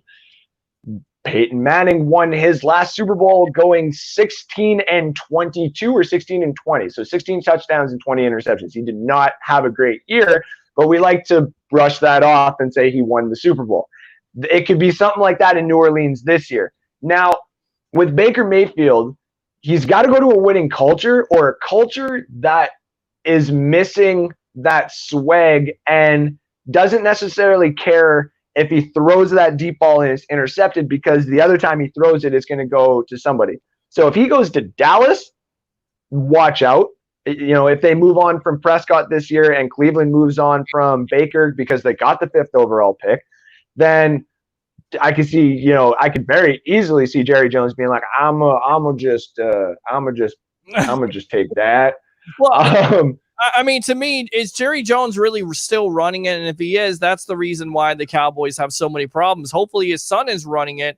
And this to me is one of the biggest stories coming into 2020. The Dallas Cowboys with so much talent, with adding a CD Lamb there, you would think that they're going to have a dynamic offense, but of course, there is a there's a cloud of intrigue or of the unknown because Dak Prescott is only playing under a 1-year deal. First and foremost, do you think that eventually the Cowboys get that deal done with Dak, or like you said, does a Jerry Jones possibly go for another quarterback, maybe a Matt Stafford, maybe a Baker Mayfield if he's out there next year? Maybe even a Jameis Winston. As crazy as it sounds, he's going to be a free agent, and there's other quarterbacks out there that have high caps. Are they going to get it done with Dak, or are they going to go in a different direction, in your opinion? My honest opinion, so like I said, and it can be said on record right now, and it's not going to change until anything, like barring any neither major injuries or major trades or anything like that. I personally think that the Dallas Cowboys' ceiling is 9-7, but I honestly think they're going 7-9. Okay. And I think that what it's going to happen is they're obviously going to miss the playoffs. Their losses are going to start coming towards the end of the year when teams in their division are starting to win games. You know, the Giants start catching it with Daniel Jones. Dwayne Haskins wins a couple games. The Eagles bump them out a couple of times. I think their losses start coming at the end of the season. And what's going to tick off Jerry Jones the most is he's not going to have a top 10 pick. He's going to have a 15, 16, 17 area pick. And it's the same thing that he had this year. And that's not where you want to necessarily be if you're trying to do a rebuild. So I think what he's going to be doing is he's going to be doing exactly what you said. He's going to look to see at the market. I mean, we had so many quarterbacks available in the market this year, and we know that there's going to be a few quarterbacks coming through the draft, and we know that there's going to be a lot that are free agents because we got, they still got Andy Dalton there. So even if they miss out on a big-time free agent or they miss out on a draft pick or if they go with a fourth rounder, Andy Dalton could probably still get that team to the playoffs if you have if you have the right type of mentality. And Mike McCarthy has that in Dallas. Now, Dak is only playing on the 1 year right now, and it's kind of like a prove-it deal. So he knows that if he doesn't prove it, he's gone. I think look for Stafford, look for Baker Mayfield. I do not be shocked if they go after Winston, if they start, not even if they start losing the opportunities for a Stafford or a Mayfield or hell, even Aaron Rodgers if he becomes available, or Matt Ryan. Who else would technically be available at that point? There'd be a couple other ones. But if they start losing out on those guys, who knows? You could have the Dallas Cowboys reach out to Jameis Winston and say, we'll give you $7.5 million more than Andy Dalton. We're going to call you the starter, and it's only like a 2-year deal. So your first year, you're getting the guaranteed money. Second year, the only reason you would get that money is if you actually prove it. And I didn't like Winston here because of all the coaches that we had. If he had Bruce Arians from the start, we would still probably be around the 9-7, 8-8, battling for that last position. It's just who he is in the mentality of the community and the culture that is here in Tampa. Mm-hmm. You put Jameis on the Cowboys. Hey, I mean, if they didn't sign Ryan Tannehill, I honestly argue that you put Jameis Winston on the Titans, that would be some games to start watching because that's the type of culture that he would fit, just my opinion. Well, they got Ryan Tannehill there. I mean, and he was but that's what I mean, yeah. Big-time story last year. I mean, 22 touchdowns, 6 interceptions. I want to read this. I want to read some of these comments, and then we'll get back to this. But let's see here. Johnny Dean says, best receiving core who won't win because of their quarterback, I go Chicago. Chicago is a big-time question mark. We'll get to that in a moment. Dylan says Allen Robinson, one of the most underrated wide receivers in the league. Excuse me. And Mike Ellis says Andy Dalton trash. This dude is a clown. I don't think he ever said that Andy Dalton was a great quarterback. What he said, Mike, was that Dallas and Jerry Jones and that circus of clowns were the ones that signed an Andy Dalton. Andy Dalton is a backup quarterback in this league, but I will be fair. Dalton has won with the Cincinnati Bengals with not a lot of weapons around him. Is he the best? No. Is he better than Dak? No, of course he's not better than Dak. But the question remains, why can't the Cowboys and Dak Prescott come to some type of contract agreement? And the answer is because Dak wants 4, Cowboys want 5. So they have to come to some compromise at this juncture. With going back to the receiving core with the Chicago Bears, Allen Robinson, is he that underrated as a wide receiver? And is he hindered by the fact of the quarterback situation there with Mitchell Trubisky? Of course, lots of controversy. There are already people calling him a bust because he was drafted ahead of a Deshaun Watson and a Patrick Mahomes. So, of course, he can't win out. Even if he won 20 Super Bowls at this juncture, I still feel like there will be Bears fans out there. Well, that's probably too hard. If he won 1 Super Bowl, it wouldn't be enough because Deshaun Watson and, of course, Mahomes look like the real deal. Nick Foles, who wins that quarterback job and why? And is Allen Robinson one of the most underrated wide receivers in the league? I actually do think he is. Only because he fits the mold of what Nagy is trying to get there in Chicago. I think Foles has got the job. I mean, I got them finishing 8-8, and the only reason I got them finishing 8-8. Better than that. I think they're better than that. And I'll tell you why. Because if Nick Foles goes there and he plays like he did a couple years ago with the Philadelphia Eagles, that's a big if. Because we saw Nick Foles, when he didn't have the offensive line around him, he was straight trash. But that defense of the Chicago Bears is still there. You have one of the best defensive players in the NFL in the Khalil Mack. You have a very good secondary with the Bears. And you look at that, the division overall. Green Bay Packers could be down, right? With Aaron Rodgers possibly on his way out. Detroit Lions really don't know about Matt Stafford. Minnesota Vikings, Kirk Cousins, but they can't get over the top with Cousins. And on top of it, they lost some defensive weapons. So for me, the Chicago Bears are the underdog, and they're the dark horse of that division simply based on the fact if they can get Nick Foles to be Nick Foles a couple years ago with that defense, I definitely think they can make things happen. What do you think? You're not wrong. You make very compelling argument. I'll give you that. The only thing that when I went through everything today, what I got them doing is I got them bringing in Nick Foles is putting the fire under Mitch Trubisky's ass. But the problem is I think he's going to win. Say that the first 3 to 4 games, he's going to pull out 2 to 3 wins because I think that they're going to start with Trubisky because the reason why you brought Foles in and you didn't pick up his option is so that before the trade deadline, you could possibly look to trade Trubisky. You know, if he wins a couple of games, somebody with an injury might look to just get a replacement in there for a little bit, get a couple of picks. But with Trubisky, the problem is you start winning a couple of games, he starts losing after that, which we know is inevitable at this point. What starts happening is when do you pull him out? Do you pull him out after the first loss, and is it too soon? And then the Bears organization has all this media, which again, it's Chicago, so they have some pretty terrible media as it is as well. Right. I think what's going to happen is they're going to put in Foles, say like week 6 or week 7, and he's going to get on that win streak, and he'll lose the couple of games that he has to. And I think that's where it is going to be too late. Is I think the Bears would go 3-4.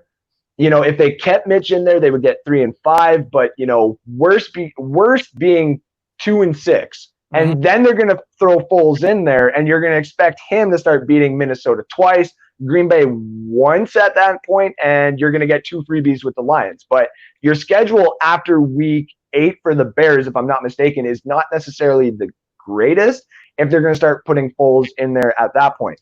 I have them 8-8, and I think what that does is that gives them an opportunity because now you got your first round picks back. You can go, I think I had them at the 18th overall pick. There's some good talent. There's some good wide receivers. There's some good O-linemen coming up. They can start filling the holes that they need to. They've already done pretty darn good job getting some of that extra cap away. And they've even told some of those players who got, 1 or 2 years left, like, you got to prove it now, just like Trubisky does, or like you're gone too. So yes, I could see Chicago making a run. To say they're the sleeper, though, I mean, if they can knock off a couple of easy ones, say off of the Giants, I think they've played off of the year, and if they can knock one game off of the Packers, like say in Green Bay, then all of a sudden you become in the talk of everything.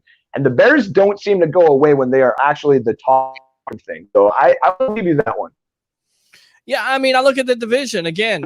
Green Bay, to me, they're in flux with Aaron Rodgers. Detroit, they have potential, but Matt Patricia hasn't done a good job with building that defense. They lose Darius Slay. They have Jeff Okudah, who's a first-round pick. Again, how much are these rookies, this impact of it for this COVID situation? We're on with Andrew Fulbear here on the Evolution of Sports Talk Television. It's the Sports Web. I'm your host, Peter Blake, the Pro Football Edition, 727-255-0391 and 727-255-0391. Who do you have winning that division? Is it the Packers? Is it the Vikings? Is it the Lions? So I actually kept to what I said earlier with my first predictions with it. I had the Packers winning 13. Now I only have them winning 12. Last year they were a 13-3 team that was supposed to be 10-6.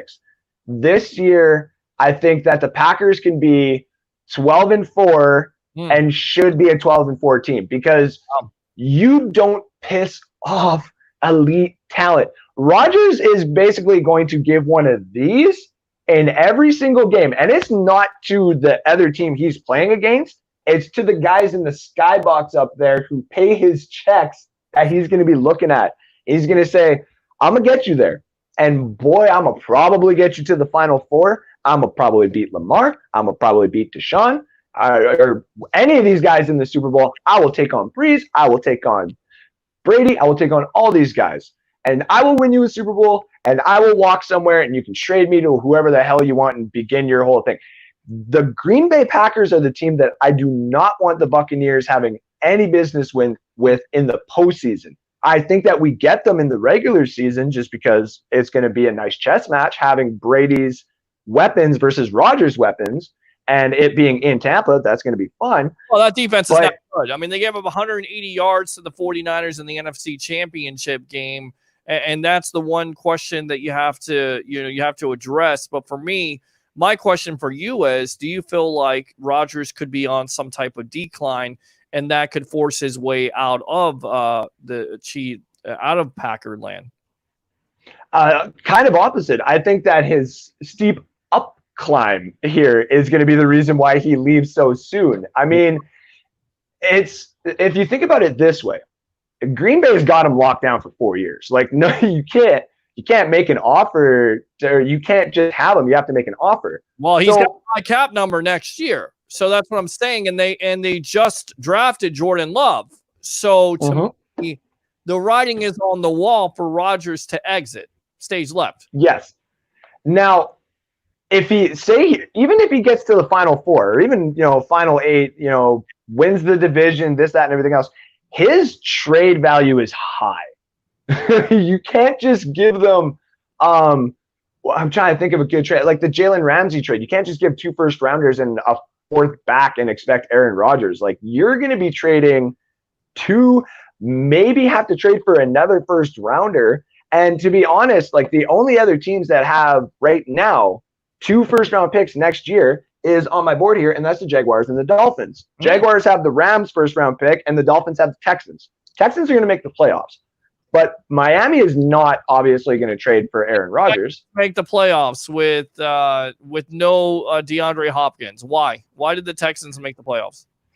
So here's actually where it gets weird. I have the Patriots not making the playoffs at 10-6, and I have the Texans getting in the 7th seed at 10-6. Wow. Yeah. So the reason why is the Patriots have a very easy slate for kind of that middle mesh of the season, and then they got some hard games where it really starts to consistently matter. When I did the breakdown, I had New England was sitting at the first division all the way until week 16, and then Buffalo winning week 16 and 17 is what puts them ahead in points because their offense is going to. No offense to Cam Newton, I think you're going to be great with the Patriots, but Buffalo is going to put up points. whether they lose 55-58, they're still going to have 55 points on the damn board. But that defense is not going to let it happen. Right. I digress. I think what's going to happen is Michael Jackson or is Michael Jordan. He needs a Scottie Pippen, yes, and it's not necessarily Deshaun or Hopkins that was his, Scottie Pippen. It's J.J. Watt. That's what it is in the NFL. You can't have, your running back and your wide receiver of old days and say that that's, your big three. It's, your Cam Newton and Luke Kuechly. It's, trying to think of the quarterback there, but the middle linebacker back with the 49ers and Kaepernick or Alex Smith when he was there. You have to have it on both sides. And he's still got J.J. Watt, and Deshaun Watson is still Deshaun Watson. And yes, the Patriots defense is amazing, but there's key games. It's all about those key games and those key matchups. We can't sit there and say that, Buffalo is going to beat the Dolphins twice and they're going to beat the Jets twice. It's conference games. Yeah. Sorry, go ahead. No. I think the Patriots have the toughest schedule in the NFL, so that's why I didn't see them winning more than 6 games. And even with Cam Newton coming there, I don't know if he's healthy first and foremost, and I'm not sure if he's able to get that offense and be successful with everything that's going on off the field. You're exactly right, though. You look at the Texans, they're banking on the fact of a David Johnson. But to me, Johnson has had a steep decline. And the reason why for that decline is because he has not been able to stay healthy. Do you feel like he can stay healthy with the Texans? Or I feel like it's going to be a disaster there. And Deshaun Watson most likely will work his way out because there's something there. There's something there with Bill O'Brien. The reason why he gets rid of a DeAndre Hopkins, the relationship wasn't there. What are you telling your franchise quarterback when you get rid of your number one weapon? Just imagine the Bucs getting rid of a Mike Evans or a Chris Godwin, and the only explanation is, this guy, the relationship, and also he wanted to get paid. Chris Godwin, he's going to want 16.8 according to Sporadic.com. Yeah. That's first number wide receiver numbers. And if he has even better numbers than he had this year, he's going to get paid more. I guarantee you the Bucs aren't going to come out and say, well, we got rid of him because we don't want to pay him. No, you got rid of him because, you're not going to admit that you didn't want to pay him, but you're going to sign that guy because he's one of your biggest weapons. And if you can't, you have to certainly draft somebody. That's why I think the Texans are going to struggle because you get rid of Watson's number one weapon. You replace him with Brandon Cooks, who's not able to stay healthy consistently. So not only do you replace those players with a Cooks and a David Johnson who are injury prone, but you also have an unhappy quarterback. And even though Bill O'Brien has done a fantastic job in coaching that team and getting them to the playoffs, I believe like 4 out of the 6 years, he's a terrible general manager. He's terrible. I used to think that he was I used to think he was one of the best GMs. And my old boss used to laugh at me. He's actually a diehard Redskins fan. So shout out to Thor. Love you, buddy. There you go. He used to tell me all the time that Bill O'Brien worked his way in just because of ownership and who the ownership is and how ownership runs that team, or say things behind the scenes. And that's all I'll say about that. That's the only reason why he's leading this right now. On the other side of things, though, yeah, Brandon Cooks, it's banged up material here. I mean, Will Fuller is banged up. Brandon Cooks is banged up. David Johnson is banged up. That offensive line is banged up. See, that's what I'm talent. Like you're right now. They could be, honestly, if Deshaun Watson, even he's going to be competitive, right? He's one of the best young quarterbacks in the league. But we saw this team blow a big lead versus the Chiefs. I get it. They go on to win a Super Bowl, but you still have a big lead. You blow that. Okay, J.J. Watt's talking about opting out. You get rid of your number one weapon. You already have some dissension in that team from your quarterback with the attitude of this coach. And you're talking about 2 players that can't stay healthy consistently. To me, that's disaster. I think they could be the last place team in that division. I really do, if you think about it. I mean, hey, if everything doesn't work out health-wise there in Houston, you're completely – I mean, Houston – the problem is, though, I mean, they don't have their first-round pick. It belongs to Miami. So Right. One of the things that teams like to say have is that safety net. So if you do bad and you still have your first round pick, okay, we could still base everything off the next player coming in. Like if say they had the second overall pick in this last upcoming draft, they could be like, okay, we can let JJ Watt walk away because we're getting Chase Young. That's the decisions that the GMs make, and you're not wrong. The only reason why I give them the credit that they kind of deserve is Deshaun Watson is a completely different human. I watched him save his own life last year in the playoffs, okay? When he busted out of that move. That is still one of the greatest escape artist things I've seen. Michael Vick, I've seen all that. Those two guys, one of them had a concussion afterwards. They were coming to hurt that man. Like they were going to take him out of the game. He prevented that. He is a completely different human being. We've seen it in college, and for some odd reason, 10 teams, I think it was, skipped out on him. And him and Patrick Mahomes, honestly, to really balance out the league, Deshaun needs to be in the NFC. And honestly, if they had a complete rebrand and if somebody there would accept it, say Jacksonville is going with Trevor Lawrence no matter what. But say someone is sitting there at number 2 or number 3 and they're not, number 4, number 5, and they can't get Justin Fields and they're like, let's see what else is out there. Houston could say, hey, someone give us 2 first-round picks, you get Deshaun Watson, and you can give him the contract extension that you want. I don't sadly have everything in front of me to break down all the teams, but I mean, you look at Cleveland, I don't think Deshaun Watson would necessarily go to Cleveland, but if you could give him the extension and you change the culture, then you could probably get someone like that, say, in Cleveland. But to be honest, if Deshaun Watson's going to go anywhere as a trade bait, it's going to be someone who's going to want him for his talent and has already got like a head coach there and has got a fan base kind of there already. Mm-hmm. And to be honest, I think what they would do is on the Rams, I think they would send Goff out of there, give the extension more to him. You get most of those pieces out of there because now all of a sudden you can start paying players when you start doing, say, this type of rebuild on the Rams, because it's really the only one that makes sense. Chargers got Herbert. Other big culture. I mean, you think the Patriots would give, the farm for someone like Deshaun Watson? I think people would step in to prevent that. Of course they would. I mean, it's certainly a possibility, but I'll tell you right now, Goff has a high cap hit, so we'll see how that works out with the Rams. Foles can't carry a team through a season. Foles equals Fitztragic. I don't know about that. I agree with you. I don't know about that. Yeah, I don't know about that.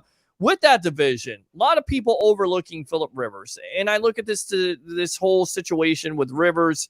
I'm not the biggest Rivers fan. He threw a lot of interceptions last year with the Chargers, but he goes to a perfect situation, does he not? I mean, best offensive line in the NFL, 2 good running backs in a Marlon Mack and a Jonathan Taylor. You got T.Y. Hilton there. You've got a Jake Doyle. You've got an upcoming defense. Am I missing this here? Are the Colts one of the dark horses in that AFC where they could really give a team like Baltimore or Kansas City some problems? Indianapolis wins that division at 12-4. That's what I got them at. Phillip Rivers has proven time and time again that if you give him the offensive line, you give him the coaching, and you give him some weapons, he'll do it. And he's got a chip on his shoulder. He is pissed. He wants to win a Super Bowl so bad. And it's only a 1-year deal there in Indianapolis. And I think they're kind of running on what Tampa's doing with Brady and what Breeze is doing there in New Orleans. I think they're going to wait. Like if he has a good, they'll keep. I'm sorry. Can they, do you think they can be competitive? Can they win that division? And can they definitely make some noise for a possible playoff spot or a possible top seed in the AFC with what they've done? 12-4 for sure. Wow. 12-4. We're talking Colts still, right? Yeah. Yeah, Colts 12-4. The Colts, in my opinion, have one of the easier schedules where you can start picking off some of the teams in the deeper part of the season because you're going to have Jacksonville is, going to tank anyway. Tennessee, I have a feeling like Tennessee's a great team, but that is not a great schedule for Tennessee this year at all, in my opinion. So last year they went 9-7 and barely made it to the playoffs and got their little run there. The amount of money that they just spent, it usually harms teams. We've seen it happen with the Rams, and we've seen it happen with teams back in the past. I don't have Tennessee making the playoffs this year.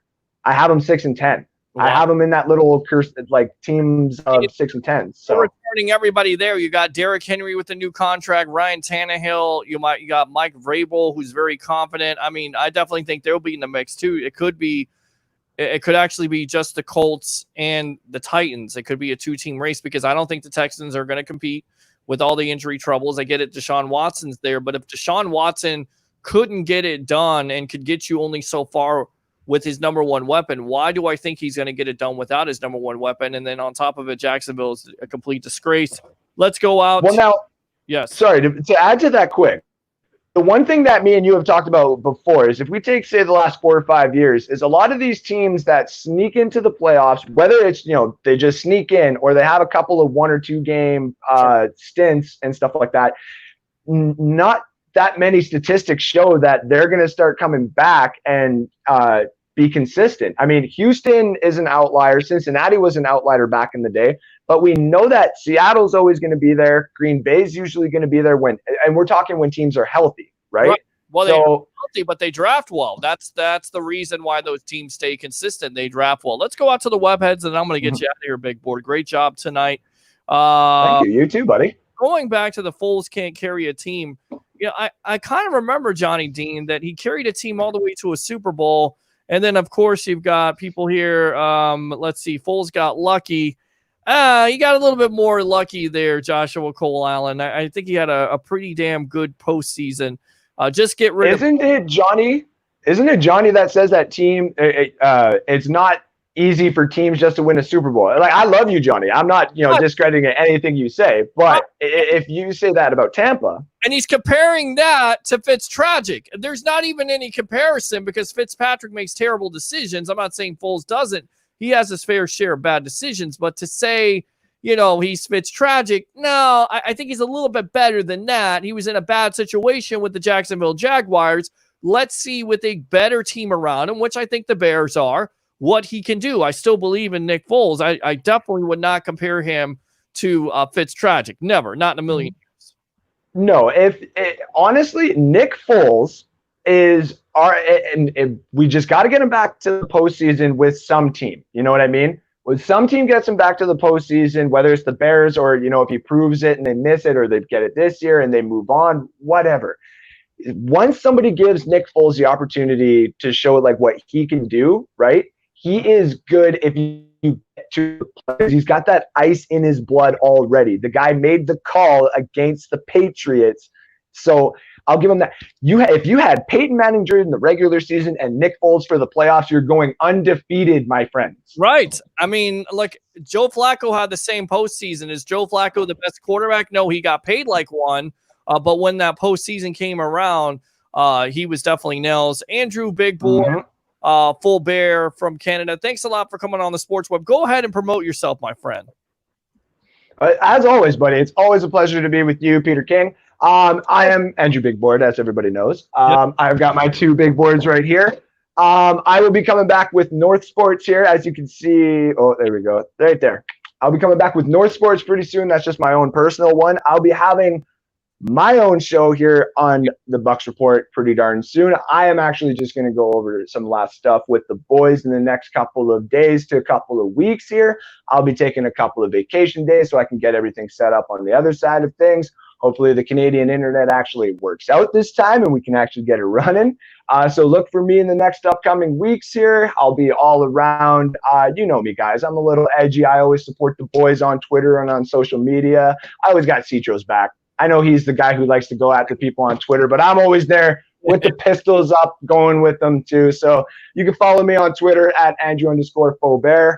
Look for the North Sports logo, and I'll be here on Bucks Report with you and Peter whenever you guys have me. All right, before you leave, let's go ahead and go out to the webheads here. Foles is a career journeyman, never going to be the guy below average starter. He had opportunities. The Super Bowl was more about the team around him. Again, he made plays, not just the team around him. Which team do you think ends up with more wins, Texans or Chargers? Wow, that's Texans. I guess the Texans, because I don't think the Chargers have a quarterback. Chargers are legit. Only real weak spot is quarterback, and Tyrod Taylor has already led a team to the playoffs. But I don't think he's a good quarterback. I really don't. I think the defense was good.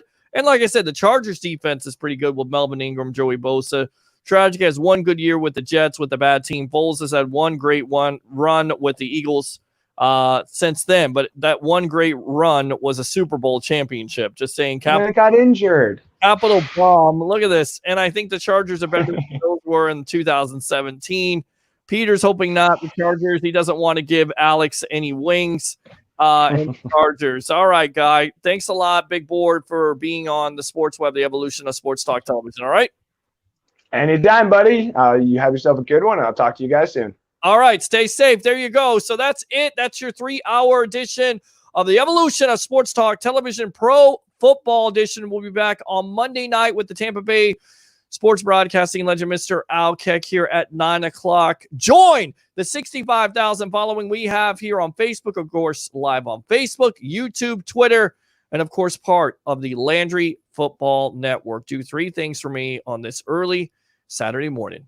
Bring your passion, bring your excitement. Just don't bring any nonsense. I'm your host, Peter Blake, and I'll see you on Monday night. Have a great weekend.